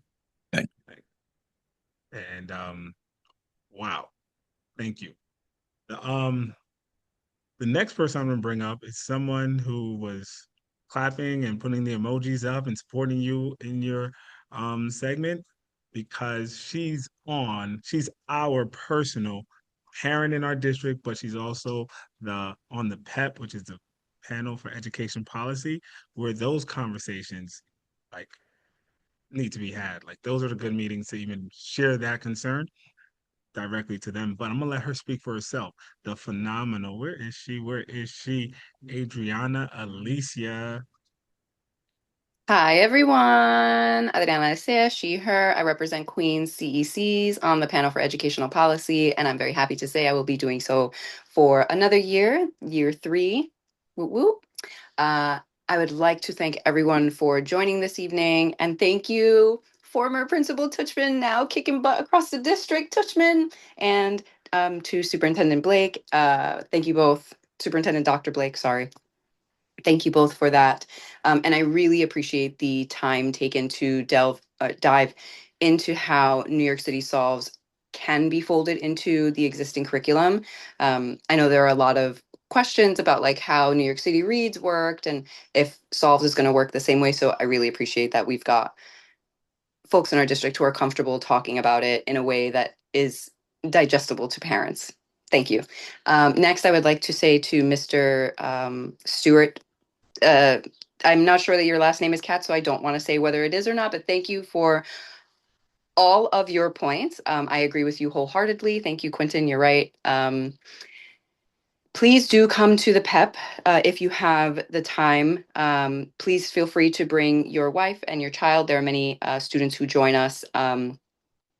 Our next PEP meeting is going to be on the 17th at 883 Classen Avenue. It's in Brooklyn. We get started at around 6 p.m.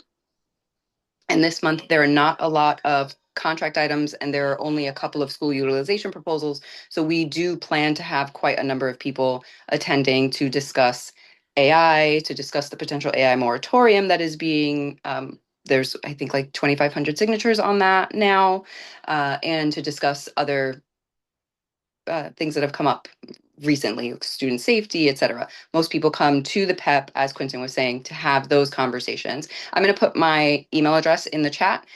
Feel free to email me and we can chat that way as well. I hope everyone has a great summer and I will see you all in July. Thanks, everybody. Thank you. All right. That was our last parent. Those are man, you guys showed up today, parents. So before we go to our council members, I want to give this opportunity for our elected officials to bring greetings. I believe we had elected official for Leo Comrie's office. Nine more. Do we have Lou? Okay. They Leo Comrie and Lou, they Senator Lou, Senator Leo Comrie, they represent us very well. They had some representation, but they had to leave, probably doing other business work with the other councils and community boards that they're always working and advocating for. So thank you for all you do, just in case you see this recording. And we had 2 principals still here. Principal Zachary Mack, thank you for the heads up, but if you want to bring greetings, there you are. There we are. Can you guys see me all right? Yes. Thanks so much for having me tonight and for all the great points that were shared. I really appreciate what Stuart and Dina were sharing regarding technology. I know it puts us in a little bit of a tricky position. We're doing this dual job of preparing our students for a world infused with technology, but also making sure that we're protecting them from it, right? So walking that line, I think is really, really important. I also just wanted to thank the broader PS 101 community. We had a couple amazing events recently. We had our 5th grade play this year, Matilda, which was wonderful, and the international dinner as well, which featured a lion dance for the first time and a whole bunch of other events that showcased just some of the amazing diversity in our school community. So thanks so much to Deputy Superintendent Tushman for showing up for that event. I know that makes for a really long day, but we sure appreciate you, and it was so good to have you there with all the family. So Quentin, thanks as always for the time and for everything you do. Thanks to all the members of the PAP. Hi, Paquita, and we'll be in touch. Take care. We appreciate you too. You're most welcome. Now I'd like to turn to our reporting secretary so we can go through our council reports. Hi, thank you, Quentin. We're going to take our. You read it. We have more principals? Oh, I did not. Principals. Oh, you see, I think. principals. In the beginning, I did mention put P in front of your name so I can see you. So if there's any principals still here, I do want to acknowledge you. Please just raise your hand. Grego, I'm calling you out. Buddy old pal with the cool logo. There you are. I was trying to be sneaky. You got me. Yeah, so good evening, everybody. I just wanted to say hello. Thank you for I love coming to these. I love getting all the information. It helps, it helps Russell Sage get better and better and better. I bring a lot of like a lot of the feedback that happens here, and like suggestions that happen here. I bring those back to Russell Sage, and it just like I keep it in my head like while we work on programming for next year and things like that. And tomorrow's our graduation for our 8th graders, so I wanted to say congratulations to all our 8th grade graduation students. But although it is a ceremonial graduation, they still have to come back and do their Algebra 1 regents and their biology regents and their US history regents. So they will be back for that.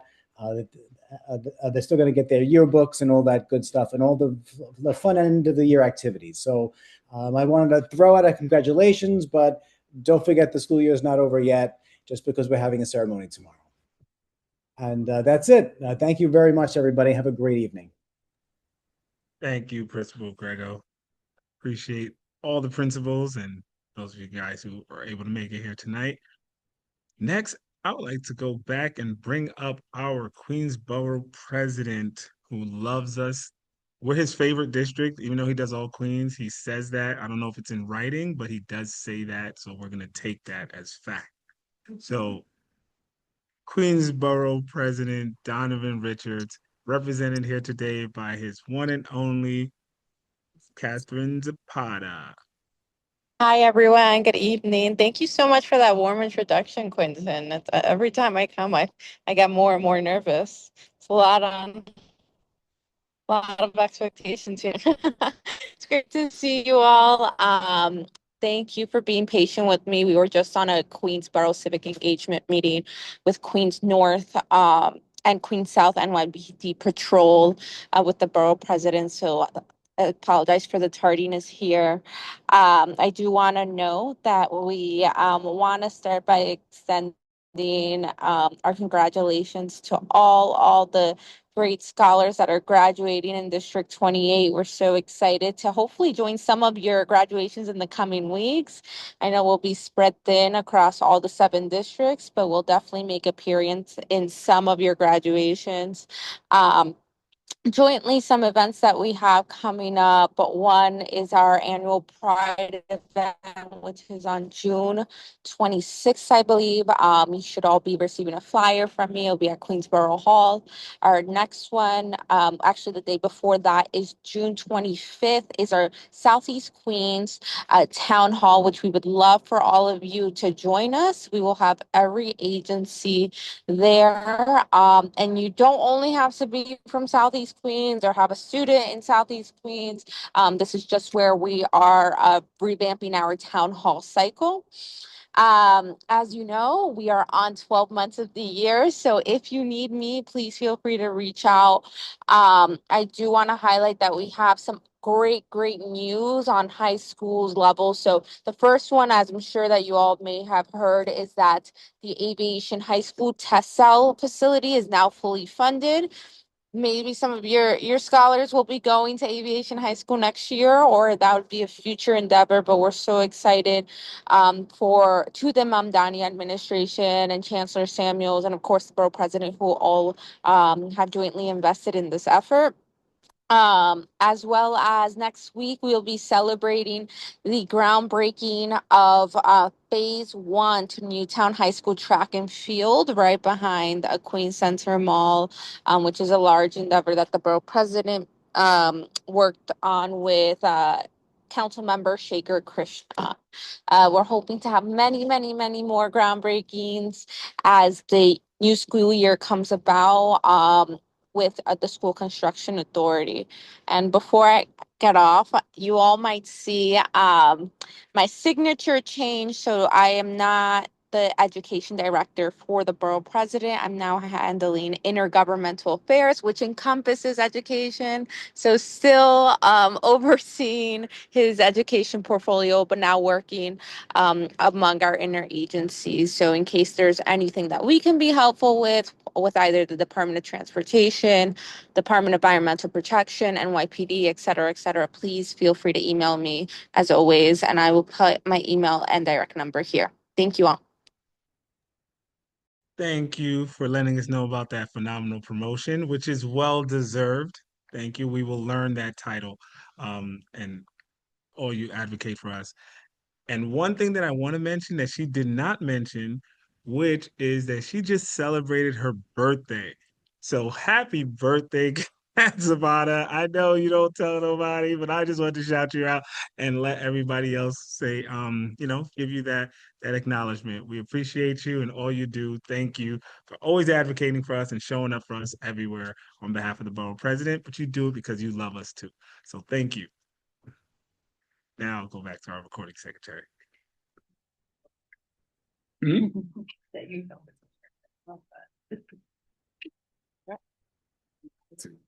I know, I agree. All right, good evening, everyone. We're gonna have our council member reports. We're gonna start with our first Vice President, Lauren Clavin. Good evening, everyone. I'm loving the energy tonight from our audience. I want to say thank you to all the parents who spoke tonight. Ditto to everything everyone said. Yes to more civic engagement. Thank you for coming here. Please keep showing up. Check out the PEP. That's the Panel for Education Policy. We have so many acronyms in the DOE. But that is the place to be to voice concerns that affect the entirety of New York City, right? And we happen to have a phenomenal Queens parent repping us there right now. Thank you, Adriana. I also want to echo everything that was said tonight regarding class size. The mayor released his plan for class size reduction today. And this is, if you know me, if you've heard me talk before, I'm going to bring it up again. This is why I'm no fan of mayoral control of our schools, no matter who happens to be in that position, because we are in a situation now where through budget negotiations, we have a 2-year extension on mayoral control. There's very little checks and balances on what the mayor chooses to do. It's very top-down control. And it means that us who have the closest connection to what's going on in our school communities, the parents, the educators, the administrators, all of these people who hold all this wisdom going back generations, like Miss Sparks, who is here, who have seen schools not being built over and over again, yet more housing comes in, right? And so we have recommendations that came from the class size working group who talked about a school siting task force, who talked about bringing back groups that existed back in the 60s to make sure that as new housing is being built, where children will live, that schools are also being built, and there are ways to do that. So I noted in reading that plan, this is not my work. This is someone who has more time on their hands than me. The word exemption came up 35 times in the mayor's class size reduction plan, which is really disappointing. We can't be just relying on schools getting exemptions to meet the class size law requirements in order to skirt around this whole process, and our babies will be sitting in overcrowded classrooms, right? So I say all that to say we keep pushing, keep coming to our meetings. We love and appreciate you. Keep going to the PEP, keep speaking out, because it's wonderful that that law was passed. Parents and stakeholders were advocating for years and years for class size reduction, but now we have to hold people accountable, just like Bruce was saying, right? So that's what I have to say on that.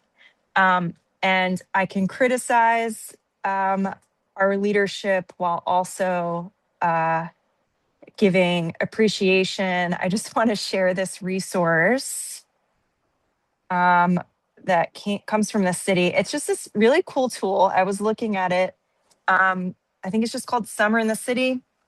Go to it. It's a whole database of low cost and free ways to keep our kids entertained this summer. If you're panicking a little like I am about gaps in camps or no camps, it's really cool. Go check it out. It shows you on a map where different activities are. You can plug in your kid's age and interest, and it gives you all this free stuff that's going on throughout the summer at libraries and parks and all different kinds of stuff.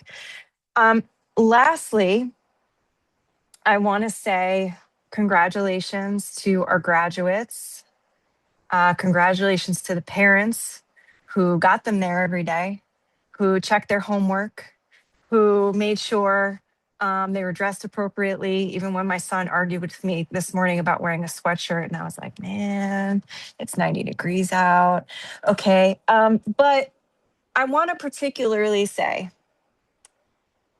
to our parents of fifth graders and to our graduating kindergartners.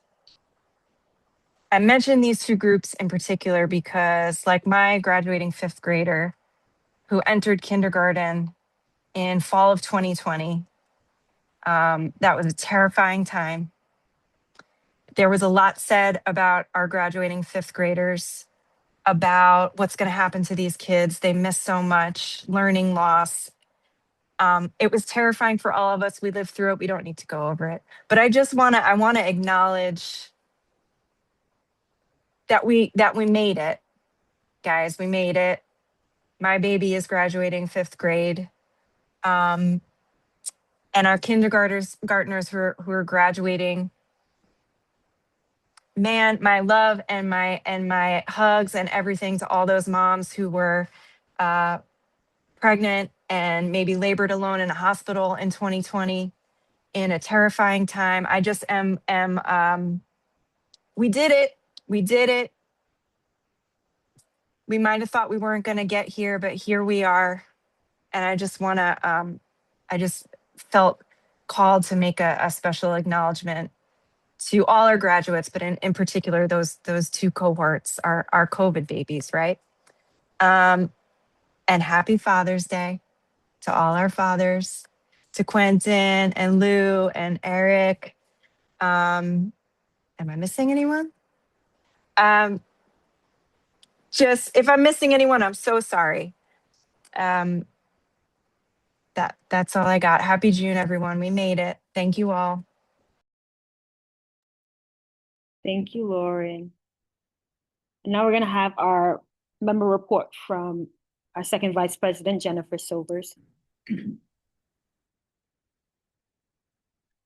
Well, hi, everyone. Good evening. I do really enjoy, like people were saying, the comments that were made tonight. They're very profound, and hope that we will be able to build on them and address them appropriately. One thing before I get to what I was going to present, it's just something that I'm very proud of the results of our district. We always want to do better, right? So I was just a little concerned about, the wording that was used earlier, about we do not want to overpromise in terms of percentages. That's why we do a 3% to 5%. It just struck me, um, to me, when that kind of language is used, is for some small feat, maybe losing weight or something like that, not education and our children. I don't think it is overpromising. I think we overpromise to the hilt, and we try to build and reach the very top. And if we make the bar really high, hey, we might get very high. We keep the bar low, the bar is most likely going to stay low. This is really troubling, that language. So here's my report.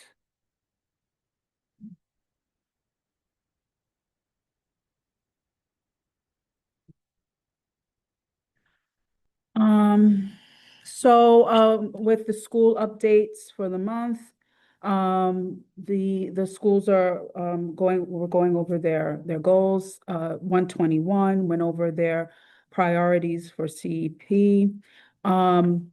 Sadly, Mrs. Lucadamo is retiring at PS 144. With what Lauren was saying, kind of struck me too when I was putting this together, because my children, my older girl entered the school during COVID, and that's when Mrs. Lucadama was the interim principal. And her leadership during that very, very difficult time was phenomenal. And she's been phenomenal for the school. She was with the school long before she was principal.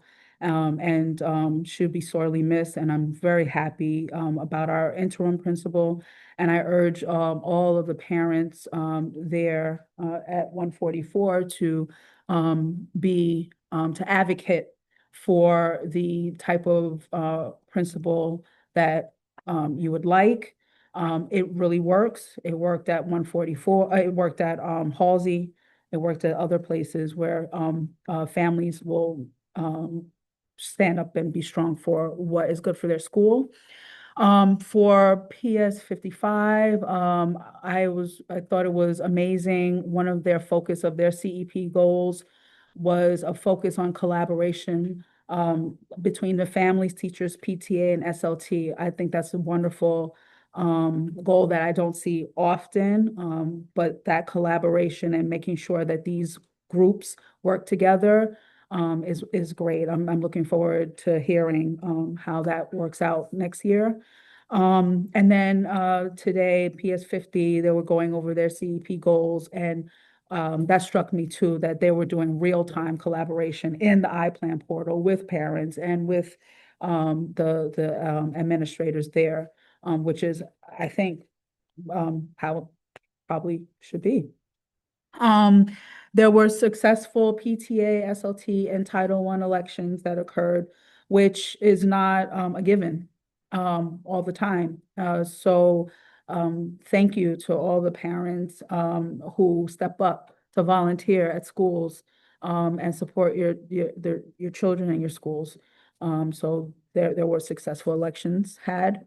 Graduation season, I'm looking forward to attending the graduation of 50 and 55.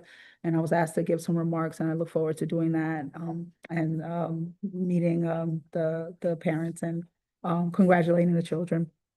And as Bruce was talking about the new educator celebration, it was phenomenal. I loved it. I loved the support of supporting teachers who make it to these milestones. And Bruce is an amazing leader of the room. So as always, so that was really great to attend that. The legislative breakfast was also phenomenal, and there were dynamic speakers. I just was floored when Deputy Chancellor Puello Perdomo was speaking, and others. And I think that more, maybe not on this scale because it's a lot of work, but something like this where stakeholders can be in the same room to network and to talk would be really, really helpful. More than maybe just once every 2 years, something, maybe to a smaller scale. And the um, Office of Ty Hankerson is putting together some working groups in response to some of the community events, including the tragedies in Jamaica. And it's supposed to be a space where stakeholders and community leaders will be able to discuss these sorts of events and issues. And they're putting together these working groups. And I'm looking forward to joining the working groups to, try to make an impact there. Just wanted to share for maybe middle school, it'll affect all students, but middle school students now may be interested to know, if they don't know, that the Shazat test, which is taken in order to get into the specialized public schools, it's transitioning to digital and the computer adaptive format. And I don't know, I'm nervous about it. I'm nervous because there's already disparities and problems with the test when it was written. Now we're introducing, computer, and we're introducing time constraints and typing, making it even more challenging. So I'm hoping that schools and other resources can be available to students to help them prepare for this really big transition. Summer reading, so I'm going to pass this on to our administrative assistant, our wonderful, lovely administrative assistant, who will help put this on the website. So I'm not going to read everything, but something that Ms. Long brought up about the reading, I completely and utterly agree with. I am always floored by the fact that I don't see my children reading Shakespeare, my older one, Shakespeare enough, and other books that, that other books that, we can all unite around. Like what I was telling my daughter, what is Jeopardy gonna look like, in like 10, 15 years? Like, because are they gonna know these like great books that we've all like at least heard of? I don't know. But there's some summer reading resources, and I also saw that Sonia Rueda put some resources as well for the summer, which is great. And then there are some book giveaways that will be wonderful. So please check out our website. This will be there. And we can continue to try to expose our children to summer reading, which will help for the fall. There's some summer activities I have listed there. Movies, free concerts. I like free things. And some wonderful community events coming up, community walks, pantries, and such. And then just also want to say, so the electricity in the New York around, the Knicks is amazing. I feel like there's community and building around, sadly, tragedies, but also around fun and exciting events. And this is one of them. And so I fully support the people who are, Knicks fans for now. I fully support it. I love it. I love it. Everybody is, no, I don't care. I love it. We're all gonna be Knicks fans now.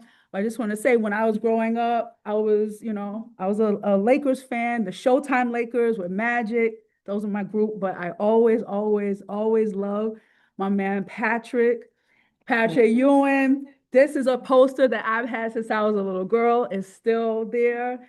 So this win, we're gonna win, is for Patrick and it's for New York. And happy Father's Day, happy summer, and thanks so much for a successful year. Thank you so much, Jennifer. All right, and now I'm gonna give my member report.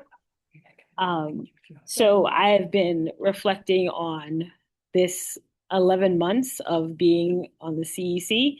And I've learned a lot. I've met a lot of great parent advocates. I've learned a lot from them. I've visited schools and spoke with parents and helped parents through particular situations. And even when I had a particular situation, I was able to reach out to the great people in the district and my fellow council members who gave me great support. So I thank you for that. I also just want to highlight some of the issues that have been persistent throughout these 11 months that I've heard from parents. So one thing parents have always asked for, and from the beginning of my time here at in the CEC, they've always asked for transparency. And a lot of times where we have great presentations with great fancy graphs, great colors, and high numbers, parents have asked for the actual data. So my hope going forward is that when we do make these presentations, when the district does come with these presentations, it's not just with very decorative and colorful graphs, but there will be links to the actual data that parents can refer to. Another issue that has been persistent throughout, and I get a lot of emails about this from parents, is that them having trouble in terms of the relationship that they have with the principal or the school administration. And I would like to see more training of our school leaders on building positive relationships with parents. A lot of parents tend to feel like they're not being heard. They feel like they've been talked down to, and just not getting the assistance that they need.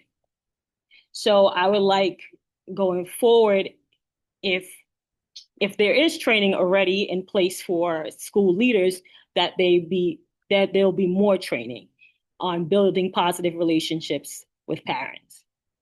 And the third thing that has persisted throughout these 11 months is the concerns around technology use in schools. So there have been concerns about privacy. There have been concerns about safety, which I received emails about just this very week, and the use of technology reducing the skills that our children have.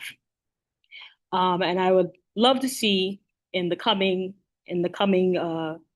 my next year in the CEC is some action taken, or some regard, some language, something said to the parents about this, some acknowledgement of the research that is there, of the research that I believe Stuart was his name, that he presented, that he spoke about, some acknowledgement from our district, from the New York City Public School, the whole system, some acknowledgement of the challenges that we're having with the technology presently used in schools. So those are some of the things that I look forward to seeing in the next year. Now, last month, I wished all the mothers Happy Mother's Day, and I read a very nice poem for the mothers, and I must do the same for the fathers. So my father, shout out to my dad, who was a New York City public school teacher. He's now retired. and he was a great support, and he inspired my passion for education. So this is to my dad and to all the fathers. A father's hands. A father's hands, worn and strong, building a world where I belong. Each line a story, each scar a lesson, crafting a life with every session. You built my dreams with every nail. Your steady hands, they never fail. Through storms and sun, through joy and pain, you stood unwavering, a constant main. Your hands, the first to hold me tight, guiding me through the darkest night. In your grasp, I learn and grow. In the warmth of love, a constant glow. Here's to the hands that have held my own. Here's to the love that has always shown. Father, my gratitude knows no bounds. In your love, my life is found. Happy Father's Day. All right, thank you so much. And we're going to have our next member report from our treasurer, Alicia Bauk.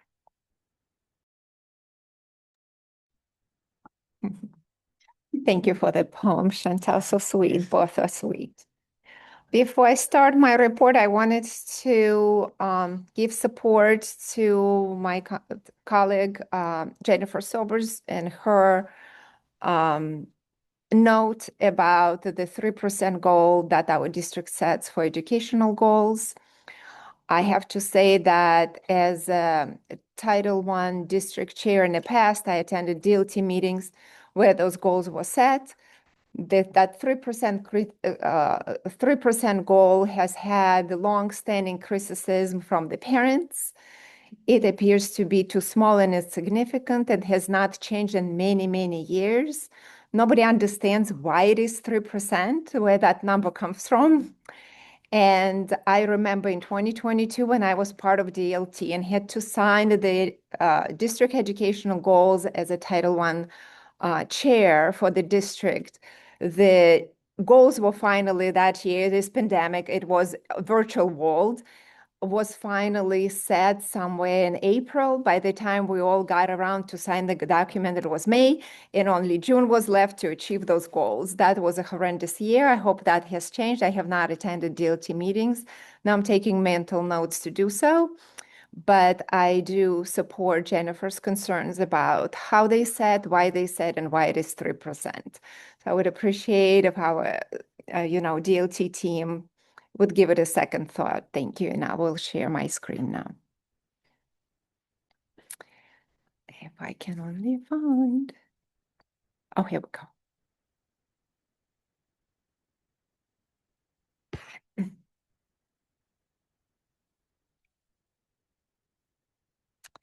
Alrighty. I wanted to start with follow up on my promise of 2 months now to discuss training for parent leaders, empowering parent leaders, and stakeholder collaboration initiative with Deputy Chancellor Flavia. We met on May 20th. To my appreciation and gratitude, she came in person with 4 team members. I have met with the deputy chancellors, and they would delegate their meetings with public to someone else. This time it was not the case.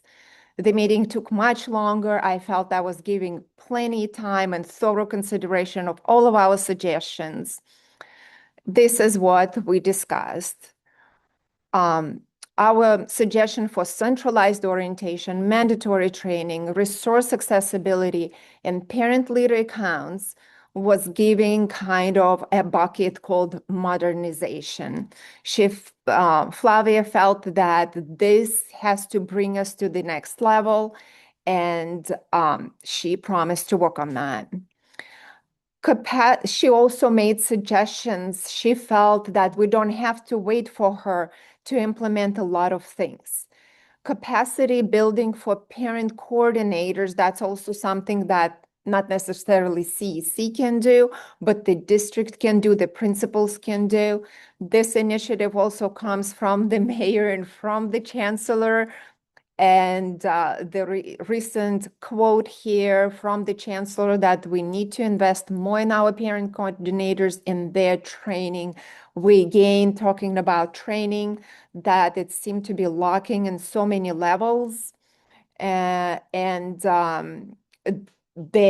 implementing targeted training of parent coordinators, workshops and resources to strengthen parent involvement in school partnership, excuse me. Other suggestions that parent leaders help their schools to showcase achievements and culture of the schools. She suggested that principals of the schools replace coffee with the principal with breakfast with the principal when it is an informal sit-down event versus a quick put together 15-minute meeting with the principal.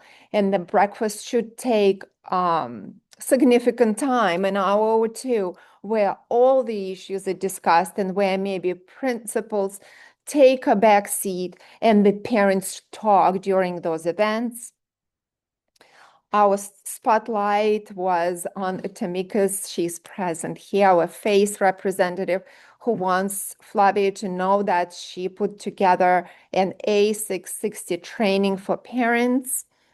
And Principal Lau also delegated for me to speak on simplifying parent leaders' election process. He noticed that in a lot of time when principals and PTA talk to parents to join PTAs, SLTs, Title Ones, they say, sure, we'll do. But once they come to election, the process is so intimidating that they just hesitant to raise their hand and they do not run. And they say, I'm sorry, but it seemed like too much. So she also suggested that that can be addressed at the school level, that schools should feel free to customize the election process to how they feel would fit their culture, their school, their parents. But also there are some things we probably don't have control over as a description of the roles. We take them from chancellor's regulations. Nobody probably feel comfortable to really simplify them. So this is to me kind of a toss-up. I hope they can help with just giving maybe some guidance to schools as well. So that was a little bit of maybe something we disagreed on. We will be meeting again. We will follow up. I will follow up with the Deputy Chancellor's team in September to see what has been implemented, where we can continue to push for improvement. And MS 217 updates. At the last SLT meeting, we discussed ongoing flooding and drainage systems in that T building that we've been advocating for replacement. Just the day before SLT meeting, the roof rotted and kind of collapsed in that building. Aging plumbing and building infrastructure continues to be a huge concern at MS 217. Safety concerns are associated with buildings location adjacent to public park space. Reports of litters, alcohol containers, and other inappropriate materials found in surrounding outdoors areas. Challenges for students traveling between the building during inclement weather. Accessibility concerns students with disability and mobility challenges travel between the buildings. We've talked about this huge problem with the T building at MS 217, and painting it and outside did not solve any of these problems. And on May 18th, this was a huge day at the school for so many reasons, but I will start with the plumbing problems. And on the first picture, the person with the clipboard is Bruce. He was here, I was here, director of facilities, Carmine Francis was there as well. in the forefront of this picture is a drainage, this square kind of things, is accessibility to the plumbing system. On the second picture, you see the same little squares going through cafeteria. And then on the picture 3, you see 3 doors in the back of the picture. So the right door is a bathroom. Once a week, just think about it, once a week, this ground floor that contains also cafeteria floods from the backed up sewage. And on the picture 4, this is an access point where Carmine was going on when the schools were closed on June 4th and 5th. This was used, all of these holes were used to record videos, to put cameras in and record videos, trying to find out where the pipe is broken. Because when the pipe is broken, the tissues, the water, the feces, all of that comes through, of course, it's a crack. So they were trying to see where that is. And if they find where it is, they would excavate the floors and replace the piping. The good thing, it's a solid plan to do. The only thing they cannot do it when school is in session. They will have to wait perhaps till summer. And this is main building. This is not T building. This is main building of the school. Same day, May 18th. This is Principal Tuchman saying goodbye to her school. And on the middle picture, you recognize Bruce because they are trying to see the plumbing. What a timing. 2 big reasons to be there in person. It was overwhelming, I think, was for Principal Tuchman for sure. It was overwhelming for me just to witness how much love she received. And on the third picture, this is yesterday at PS 117. Here, Ms. Tuchman already in her role of a Deputy Chancellor with the principal of PS 117. Deputy Chancellor. Oh, that's coming up. Deputy Superintendent, I'm so sorry. Alrighty, this is the Emerson School. CP goals for the school year were not met. It is simply because they set very ambitious goals. However, the number of students on grade level increased by 6%. They're showing improvement. Main barrier to achieve the CP goals is that incoming students to the school are behind 1 or multiple grade levels. And chronic absenteeism did not improve, unfortunately, this year. Cafeteria in Halsey, I've talked about it at the last meeting. There are some improvements. The first 2 pictures, the additional rooms that now are part of cafeteria has not been fully remodeled. However, this will be finished during summer months, but they do have now a new serving line.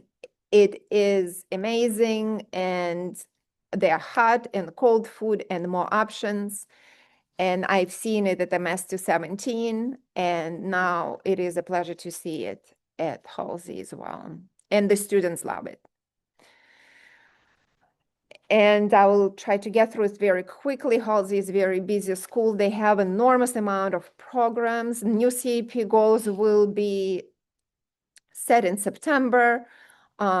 Device usage is discussed as a designated area in the cafeteria because now they have larger cafeteria. They're thinking to have kind of like internet cafe, if you wish, where children will be allowed to use their devices during their break, because some children rely on their devices for comfort and alone time, and sometimes in communication with their other peers as they're allowed to play some of the games. However, the school wants to still implement some criteria for who and how uses those devices. They still struggle to define that, but continue to work on it. Capital projects, cafeteria, air conditioning will be installed in auditorium. soon. The windows have been measured. This in the past 2 weeks only, the school had improv battle, soccer borough city championship. We're wishing them to become the city championship. Dance concert with students and teachers, 8th grade prom, art exhibit, auction. Principal for the day will be auctioned as many other prizes. The school is going to Mets games. They have school supplies already available for purchase online and shipped home. Pride Celebration Month, they believe that pride is about being a supportive person and supportive friend. And 6th grade open house and summer walkthroughs and town halls are all happening right now. And that is all I have. Thank you, everybody. Thank you so much, Alicia. Thank you. I'm gonna have our next member report from Lou Zhao. Yeah, good evening, everybody. So yesterday, one of my liaison school, 303 had a SLT. Unfortunately, I couldn't attend in the morning. I for every Wednesday I have to be in office early, so I couldn't attend. But the one of the members sent me an email, talk about what brought up yesterday. The issue is that they were hoping to they applied to adding 2 positions, but not only they didn't get any more teaching, staff, they are projected to reduce positions. Actually, they're going to reduce 3 positions next year if it's all by plan, and they will reverse some of the reduced class size back to 32. So that was pretty obviously upsetting situation. So they were so I got this email today, so I don't know what the channel they can work on to reverse or like using the pen, right? So this is an issue probably I will later ask folks in the district maybe give us a highlight like what kind of thing could happen. And also in the email she complained that the 303 has much lower budget than other schools in the neighboring area. So I want to do a quick look at it. So you see the okay. So basically in 303, I did a quick checkup. So in 303, they have um, let me see if I can share this so everybody can see a little bit of. Okay, so this is the 303's budget. So by the way, this is public information. I think people who are really get into this, education issues, parent leaders should familiar with the website to check the financial information of each school. So they give you a lot of idea of what's going on there, right? So when we talk, it's very, easy to get, distracted by the big numbers. So you can go to the details. So this is actually kind of a high level, but it's good enough for so for 303, they have a $14,000 per student, which is much lower than the average of the city, which is 23, close to 24, right, per student. This is the per school allocation, not including the central spending, right? So she was compared to neighboring school. I didn't know which school he was looking at, but I have take a guess. It's probably 175. So I took a look at the one of the actually it's home run. So this is exactly the number she was referring to. So there was like around $5,000 difference per student between those two schools. Now, what's the reason, right? So you look at the demographic, the 175 have 61% of economic need student, 18% of English learner, 17% of a disability, right? We go back to 144. That number is much lower, right? 25 you have need, 2% of English learner, 13% of disability. So that's where the money come from, right? So every student have certain amount of money, then additional money, by a formula, additional money added in when they meet one of the conditions. There's a lot of if you look at the fair student funding formula, there's a lot of items. If you meet certain criteria, you got some additional money. So this is a problem for a lot of school.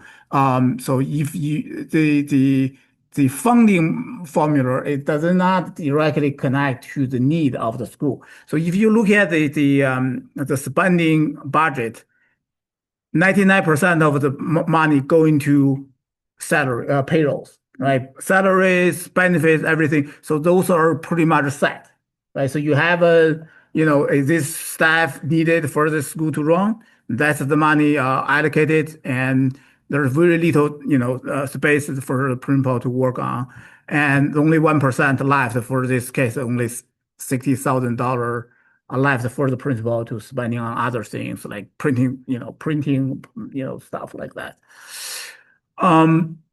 So there's really not a whole lot of thing a principal can do in this case. In my opinion, I think probably, there's a real person, former principal now, like district leaders here, so they can maybe talk a little bit better on that. But in general, this is the thing. So, you if you don't have enough, I talk about another school, I live in, they had a similar problem is they have, incoming kindergarten in 2 years in a row. They do not have any student identified as IEP, right? So that's, as I said before, this is statistically impossible. So basically, this because of the screening, it doesn't, cover a lot of students. If the parent don't know or don't want to check their student, they won't be identified. It doesn't mean they are not. But another consequence is because they're not, they don't bring the money. So they have a much lower funding going their way. So when they had, if you have a lot of, immigrants family, when there's the refugee crisis, a lot of kids allocated to the school, they actually have a lot of, funding to, use. That was a good year for them. But once that situation, changed, they will have a very so for 75, the situation was if they didn't get the forgiven by the district, if they do the mid-year adjustment, they're gonna have a crisis. They don't have enough money to cover the basis.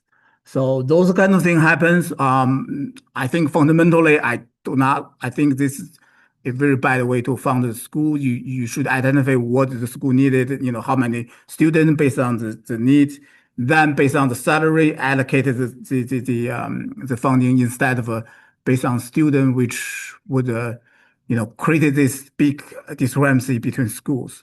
So I want to give a little bit of time to our district leaders. If in this situation, what should we come back to the parents and the school?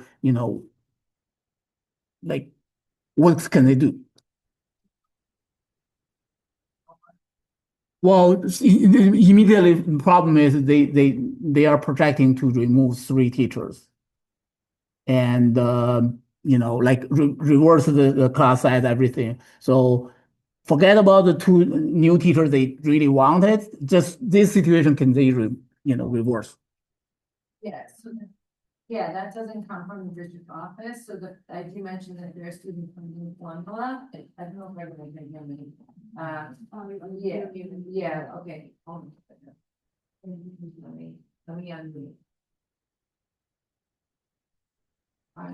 Okay. Okay, so sorry, I'm talking to you in the room, but I forget there's people there on the screen. So the city sets the budget for all schools.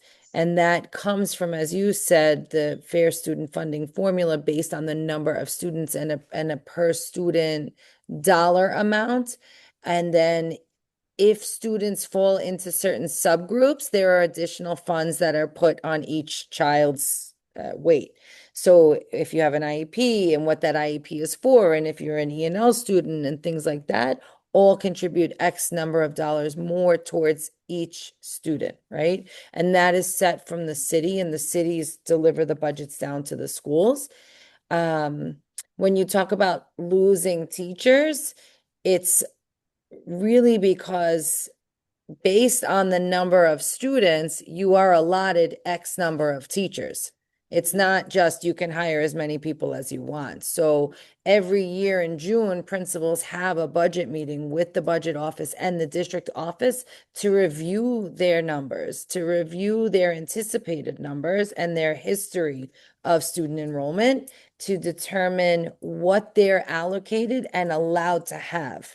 And so if principals choose to go over that allowance, they are then taking from other things. So I'm not saying it's a bad thing to have additional staff members, right? But the resources, that extra pot of money that will be left after your X number of allotted teachers then goes to these other additional things like you're talking about. And so sometimes schools choose with their SLT to have certain programs in place that may be at the cost of having an additional staff member, right? Like an intervention teacher, a coach, things like that. And so it's not necessarily that they're going to lose a teacher because the budget isn't giving them the teacher. It's because their student numbers don't mandate that number of teachers. And so principals have to make really hard decisions around accessing people or replacing people when they leave, retire, etc., or choosing other things. And we shouldn't be in that position to have to choose one thing over the other. But that's where that situation comes from. And so other things go without because different choices are made. And it may be staffing one year and it may be paper and resources another year. It just all depends on the decisions that are made. So just follow up because this is very specific for 303. So for 303, their enrollment over the year actually increasing. So I'm not increasing, yeah. So I don't know if that's because I understand for some school because they have a downward, enrollment, so they need to do, like different projection for next year. But for 303, I think the situation is they actually have a increase enrollment because they have the new building. They actually allowed more, space. So this situation more like they reverse the existing school size downsize, like the class size law. So they reverse back to the older size. That kind of shrink the. So is that something planned on the district level or? Yeah, so schools also get a mid-year adjustment to account for the gain or loss of register after that initial budget meeting in June, right? And so schools will be funded with additional dollars come the mid-year if they have increased enrollment, right? And so, I don't want to take too much time. What I would definitely, Quentin's like, okay. What I could definitely do is provide an opportunity to kind of do a budget workshop and overview. I have a lot of working knowledge of it, but I would also like to, maybe ask some of our partners to support that so that you all have a better understanding of budgets and how they work and why some schools are in situations. So I will definitely offer that opportunity and collaborate with Quentin to make that happen. Right, we can follow up on that, yeah. Something we should add to fall. And Lou, just complete to add to that, we are looking at that school to add additional space. Mm. So we're looking at that possibly the parking lot. Okay. To put some there. Consider for. Yeah. Additional, okay.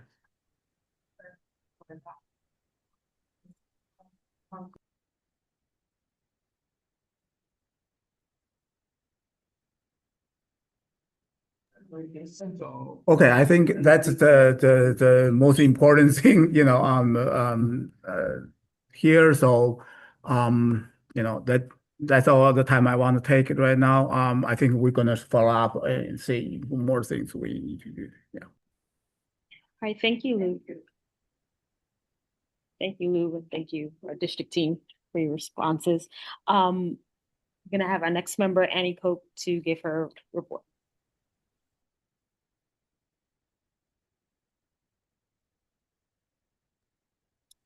Hello all. Annie Coquera, I have only 1 minute. Seriously, let me see. I am going to highlight my visit to Queens Collegiate in mid-May. It's my 5th school. I think I'll probably have to give up the school to someone else, hopefully to the new person who might join us. But I don't want to give it up because it's great. I loved it, my visit here. We'll highlight a couple of things. Queens Collegiate is a 6 to 12 grade school. So that's 7 years of growth in the building. It's a unified school that eliminates the divide between middle school and high school. So parents coming in with incoming 6th grader, they graduate high school. So that's fantastic for a lot of parents who kind of don't want to do the headache of having to apply after middle school, because that's like another application process. So if they find a school they really enjoy and they're going to take their kid from 12 years old to 18 and all the way to college, more power to them. And that's really what Principal James Harrell is focused on. He's a great person to talk to. He's a parent himself. He has kids of his own, and we were having a conversation at the time in May. My questions to him were, how do you take care of your students in the building? And for that, I mean, he talks about, well, what do you mean? And I said, well, how do they self-care? How do they take care of their mental health? How do they balance their academic, responsibilities? And so he says that I could see coming into the building that they already have this kind of built in. For example, when I came in around like 11, he sat me down, I waited for him in his office, in the office area. I saw the kids were in the hallway. And there were there were so many kids in this hallway. I wasn't sure which wing was Queens Collegiate, but it kind of flowed. Everything flowed because there's 3 other schools in this location. A Jamaica High School building that closed in 2014 has 3 other schools in there. Jamaica Gateway, to the Sciences, Hillside Arts, Letters Academy, and High School for Community Leadership. They're all in the same building. And so we have a community of kids, different schools with different majors, and they're all, it looked like, I don't compare them to ants in a ant like colony, but that was what it was. It was like zooming, just people moving, learning. And I really was fascinated by that. And the cool thing was everyone has their schedule. The places that are constant are the classrooms and their lunchroom that's designated to their school. Every school has their own lunchroom. And specifically, Queens Collegiate also provides food in the hallways sometimes for students as takeout, hot food takeout from the cafeteria to accommodate the children who are going through the passing. So they are well taken care of. They're fed. These are kids from 12 to 18. They're hungry. They're learning. They got to feed their brains. This is most important. Make sure they get all that they need to focus throughout the day. The second thing outside of the self-care is the mental health component, which is counseling is involved. They have 3 social workers working on in their school, Queens Collegiate, parent engagement events, and lots of community events that brings students together throughout the year. And he invited me to come back to join in September as the year was ending.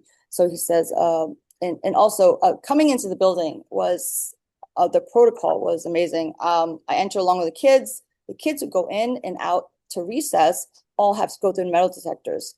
There's a metal detector for their bodies, and then they have x-rays for the book bags, and they go through this process, and they're very orderly. And the security team looked like about 7 to 8 security guards for the building, and everybody goes through that before they enter the building, and they go up to the floors.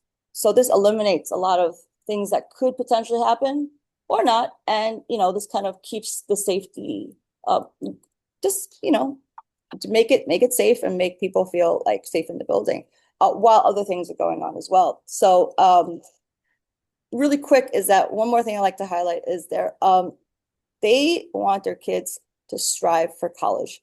This is apparent. They have more bulletin boards up for the children than they do for the parents. They want their children to feel like they're in college.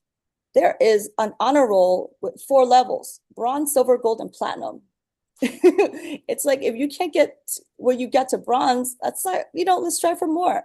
And I really like the tier system because it's a bulletin board right next to the main office. I'm looking at their bulletin boards, and everywhere I go was like a motivational quote somewhere with an image of someone, of kids who just want guidance, right? Besides of just they're in the classroom, they're guided by their teachers, but at the same time, when they're in the hallway, it's very lovely. They have I guess I don't have the pictures on me right now, but this is one more thing, is that they have 14 plus sports access, including, all kinds of football, flag football, regular football, and also co-ed cricket. So it's very diverse. 14 sports in the building, indoor and outdoor track. Plus they have like a lot of lawn space for outdoor sports. I was welcomed by tons of kids on the lawn just playing ball. And I really enjoyed that. They were not on their phones, and that was very welcoming for me to see that. So that was my experience there. And going forward on June 17th, I'm going to be giving the awards, CEC28 graduation awards at PS 161Q, and I'm looking forward to my first graduation with the 5th grade graduation class of 2026. And that ends my report right here. Thank you for everything, and happy Father's Day. And just a little quick, but I want to give the next person a go. I think it's Eric. Thank you. Thank you. The next person is going to be Miss Paquita Williams. Oh, Paquita, sorry. Paquita.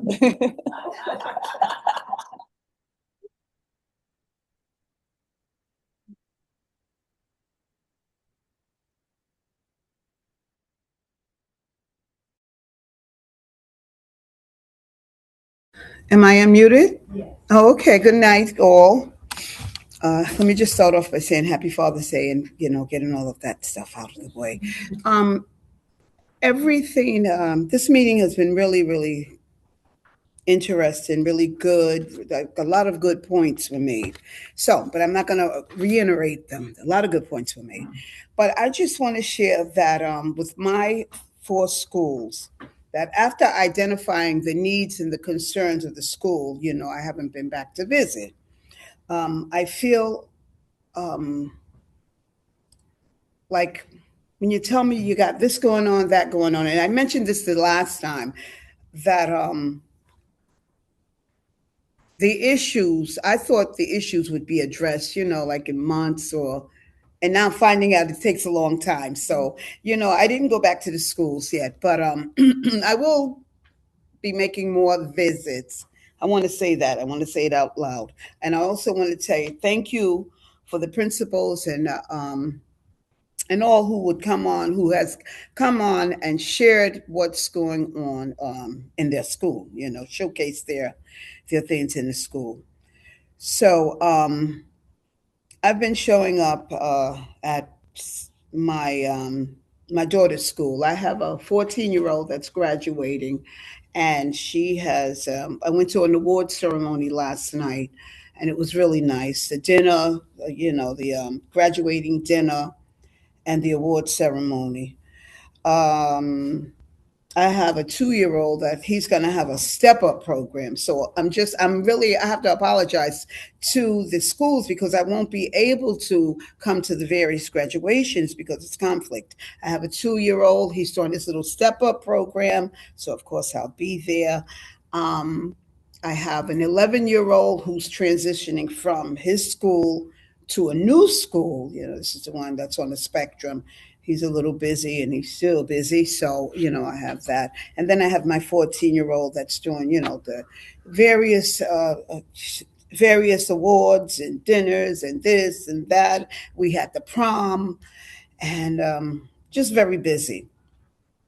So, there's a school I visit. I want to share about high school musical that my daughter is in, and they had. I went to visit. I think it was what was it?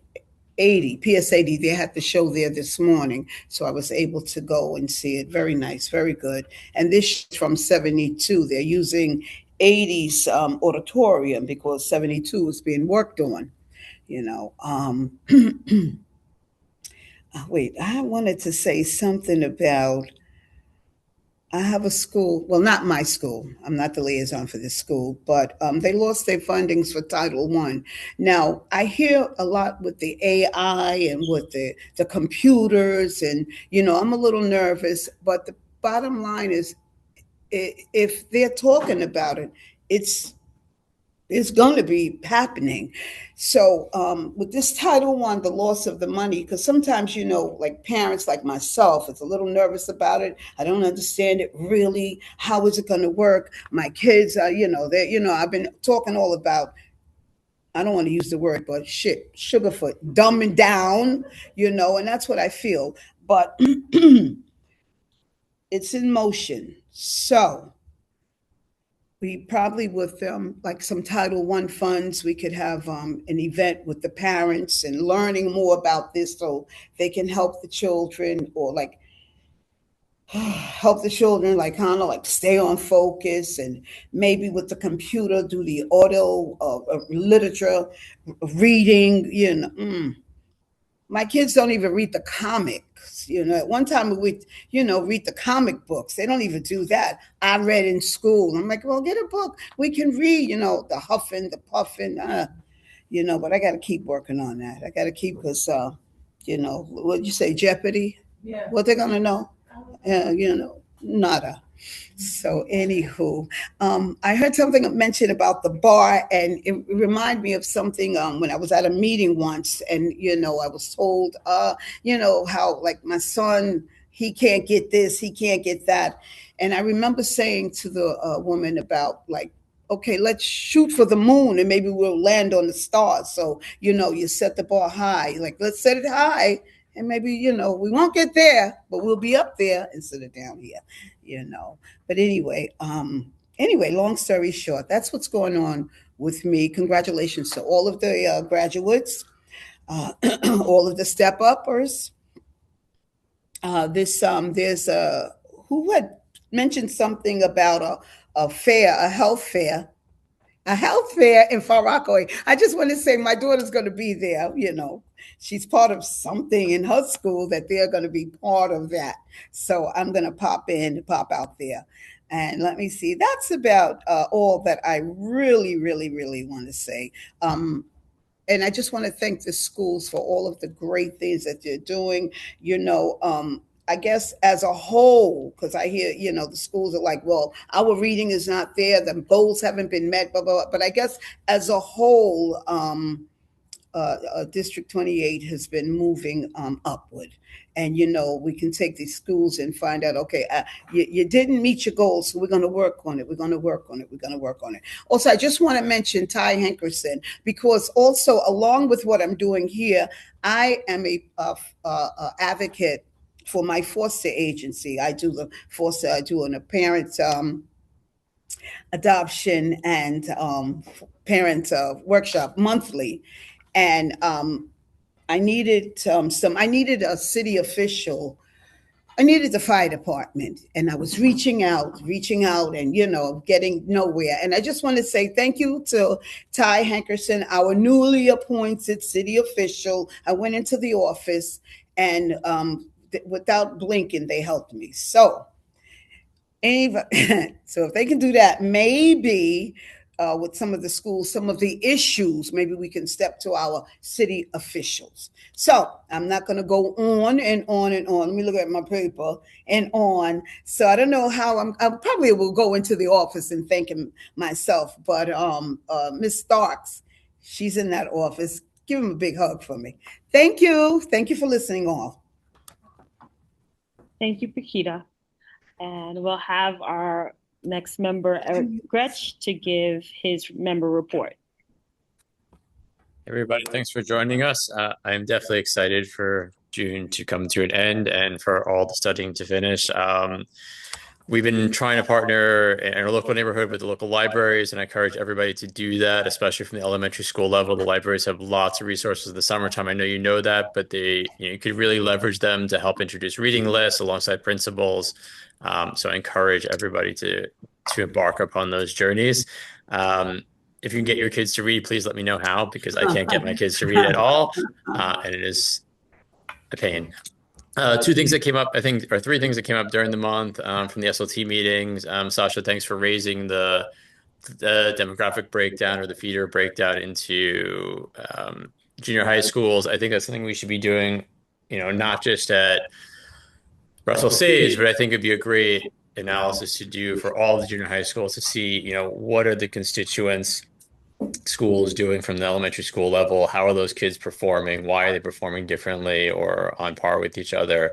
I know that data could be expanded upon the one from Russell Sage to show of a total, right now the chart you showed says that essentially of those in the honor program, what the breakdown is, but it doesn't tell you of the percentage of kids coming in from each school, what percentage are in the honor program. And I think that's important because it can be misconstrued that the feeder schools are much smaller schools and therefore the representation is smaller. So I think we need to dig a little bit deeper. And I know Russell Sage is doing that work, but I'd encourage, and if there's something we can partner with in terms of the junior high schools about how we could do similar analyses or how we could help do those analyses, I'm willing to raise my hand and pitch in.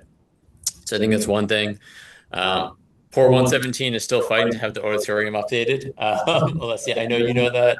I can't tell you how many auditoriums I go through to around district. I don't even know if it's District 28, but I was at Newtown High School last weekend. Theirs is in disarray. I feel like it's just a general theme that the auditoriums get looked over when everything else has to be done. Is it nice to have? And it's a shame because it is kind of how the community engages with the schools, and it's just a really bad look. Both with the students who see it every day, but when you come as a parent to a school and you sit down in a broken auditorium, your first thought is what's going on at the school. It's not a really good best foot forward. So I think that's something we need to try to embark upon. I know you, Alessia, you've been doing a lot of work.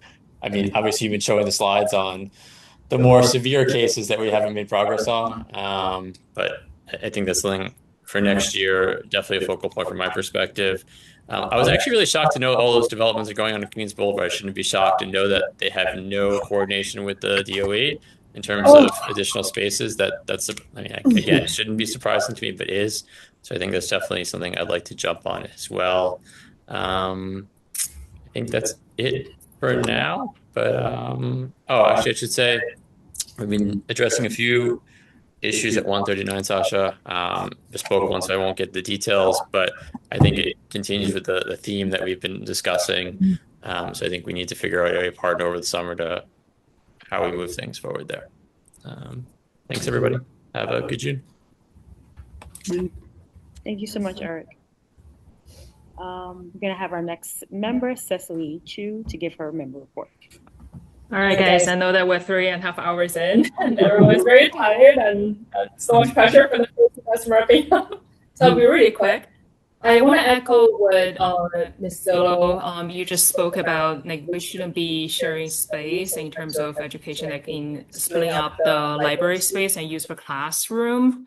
And that kind of reminded me when I visited PS 182, when I stepped into the school and I was giving a tour. And on the right-hand side, there was a very beautiful library and there was a divider just curtain, right, put in the middle. The right-hand side, there's a student like very quietly like reading his books, and on the left-hand side, the teacher and their assistant was like kind of teaching their class. So that dynamic was very interesting to me as a new member in the CEC. I was like, oh, why do we have like a half library on the right and then a class on the left? And I was very confused. So Principal Tupper was talking about how they have a goal to reduce class size, but they don't have enough space in the main building. And as we step outside to see in the schoolyard is very tiny, and compared to like some other schools I've visited, the schoolyard was tiny, and there was construction going on next door.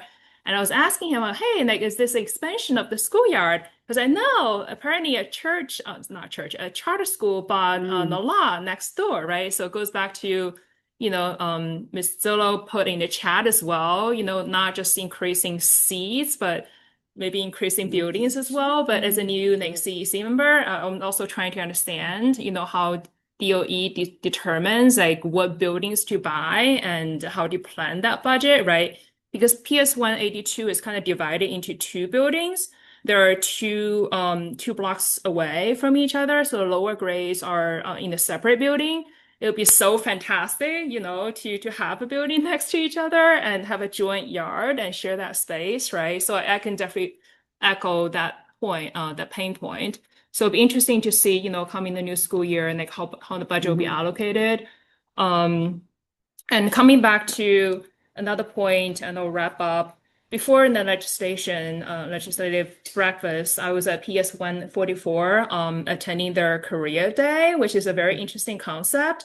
And I would highly recommend, my peers here as CEC and our parent leaders, like if other schools are not doing this is a fantastic idea. They invited parents and were like family friends, were like community members to join the school for half a day to talk about your job, to talk about how you progress, to talk about how you might not land your dream job, right, at the first try, and how you kind of progress of that journey, and to give the kids a different perspective in terms of not everyone is a doctor or a firefighter or a police officer, like in the world. And there are so many different professions, and the kids all had fun. Each of us presented to 4 different classes, like ranging from first grader to like fourth, fifth grader. And they all had so much fun. And all of us got like thank you cards afterwards, and they're all like very personal. And I thought that was a fantastic idea. I don't know if other schools do that as well, but like if any schools is not doing that, I think we definitely should. Yeah, and I would say it's definitely encouraging to see how our younger kids is like thinking about how the world is evolving, like even around themselves, right? And they're asking a lot of interesting questions. Hey, how does drone work? Like how do I think about if a drone needs to deliver a package and it's delivering like a pack of eggs, and how do we make sure when the drone like drops it, it doesn't break? So thinking about like our third and fourth graders and being able to ask that question and deeply, right? Like how do we, like configure the algorithm to make sure like it drops with caution? Like that was very interesting to me. And I even built some personal like connection with some parents, like wanting to get into eventually like technology in the future, perhaps like build our relationship with the parents as well. That was definitely interesting for me. All right, that's it for me. And I would like to say happy Father's Day and hope everyone have a great summer. Thank you, Cecily. And now we're going to turn to our illustrious president, Quentin Weston. Thank you. So Queens High School President's Council. I'm the president of Queens High School President's Council. This was my last meeting this Monday because my son is graduating high school. So yay, thank you. He's going to St. John's University. And so next term, we'll invite that new president to come and present themselves, because that's the pipeline for Queens middle schools to go to high school. So that's awesome. Queens South High Schools had a shining award ceremony, which I was able to be getting an award for just not that position, but also president of this council, because they acknowledge that they represent all 3 districts in the South, 27, 28, and 29. Cool. D75, we had our legislative breakfast. I'm also the vice president on that council. And that was phenomenal. Alicia and Annie came through to Baruch College and we enjoyed a good breakfast and they got to sit front row and hear the concerns of D75. Looking forward to many more of those. CCD75 had an award ceremony breakfast and that was great. That was Tuesday. Got an award there too. It was pretty cool. Carmine, thank you from DSF for helping 175 with ACs. Halsey, AC situation will be dealt with this summer because of parent advocacy and the partnership we have with SCA and DSF. And Carmine is also renovating PS 99, PS 8, PS 80, and Queens Collegiate bathrooms by this summer. That's because you spoke up and we advocated for you and we get things done in this district. We also had a bylaws meeting yesterday. Thank you for everyone who showed up. We appreciate you guys. And this is a good meeting because this is something we get to reflect on as we make these amendments. So that's my time. And if there's nothing else, the time is 9:47. We're going into our next business meeting after this, but I want to adjourn this meeting at 9:47 p.m. so we can now do the next business section.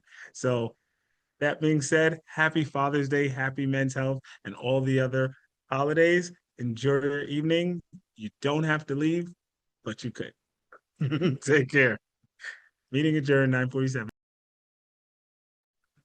All right, the time is now 10:01, and I'm calling the business section of our calendar meeting today, June 11th, into order. Recording secretary, could you please take attendance? Do roll call. Roll call. All right, good evening. We have our first Vice President, Lauren Clavin, online. Present. Thank you. Our second Vice President, Jennifer Sobers. Here. Thank Oh, you. sorry. No, you're fine. She's here. Recording Secretary Chantal Chambers is present. Treasurer Alicia Bauer. Here. Members Lou Zhao. Here. Annie Koch. Here. Kenya Townsend is not here. Paquita Williams. Here. Eric Gretsch. Cecily Chu. Here. And our President Quentin Meston. Here. All right, first thing on our agenda today is the council meeting minutes. Recording secretary. Okay. So right now we are sharing, sorry, I cannot see it. 1 second. All right, right now we are sharing the minutes from our April calendar and business meeting. This has already been sent out to the council. So I am making a motion that someone says to accept the minutes. Second. Thank you, recording secretary. And we have, we do have another set of minutes. That was April that we just saw. We're going to look at the minutes for May, excuse me. So here is the minutes for our May calendar and business meeting. This also has already been sent to the council. I'm making a motion to accept these minutes. Thank you.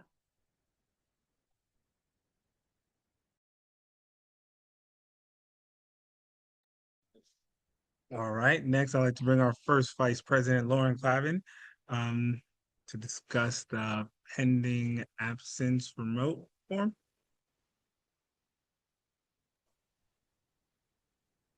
We had no absences last month. We just have the pending remote absence, remote presence for me.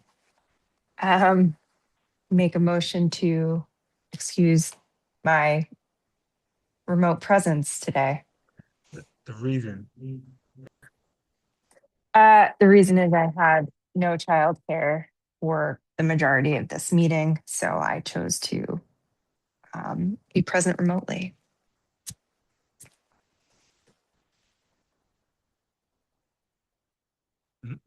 Like, does everyone okay with that? Like, no problem. All right, so that's unanimous. Thank you, Lauren. Thank you.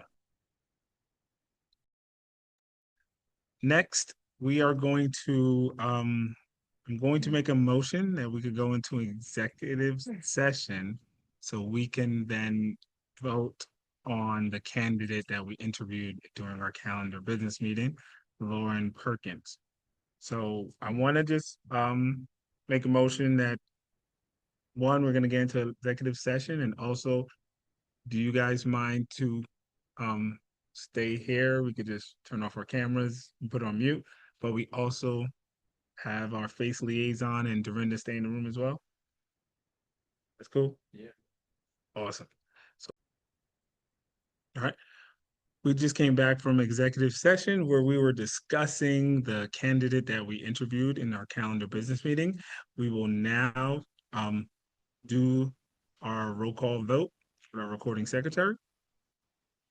Okay, we're taking a vote on our candidate Lauren Perkins. First Vice President Lauren Clavin, what say you? We need more Laurens. I say yes. All right, a second Vice President Jennifer Sobers. Yes. Recording Secretary Chantel Chambers, I say yes. Treasurer Alicia Bauer. Yes. Members Lou Zhao. Annie Koch. Yes. Akita Williams. Yes. Eric Gretsch. Stephanie Chu. President Quentin Meziton. Yes. Thank you. So we have it's official today. If you want to say a little something, I'm gonna give you permission. You could just come off camera. You could say something. But today, June 11th, we just got our last vacant seat on our council filled. Congratulations, Lauren Perkins. Thank you, guys. We got another Lauren. Oh, she's talking. Is the speaker on?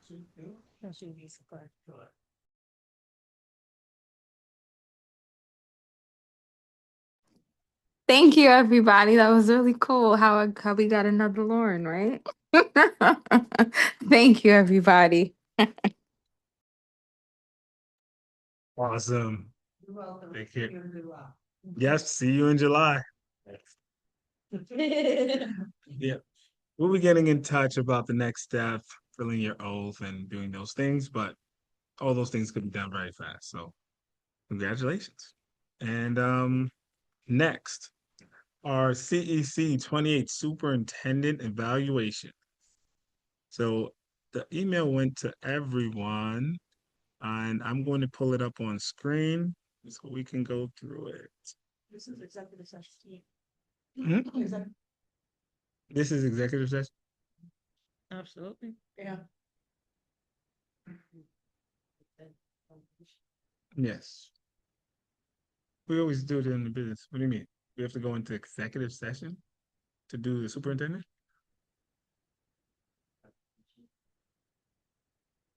Yes.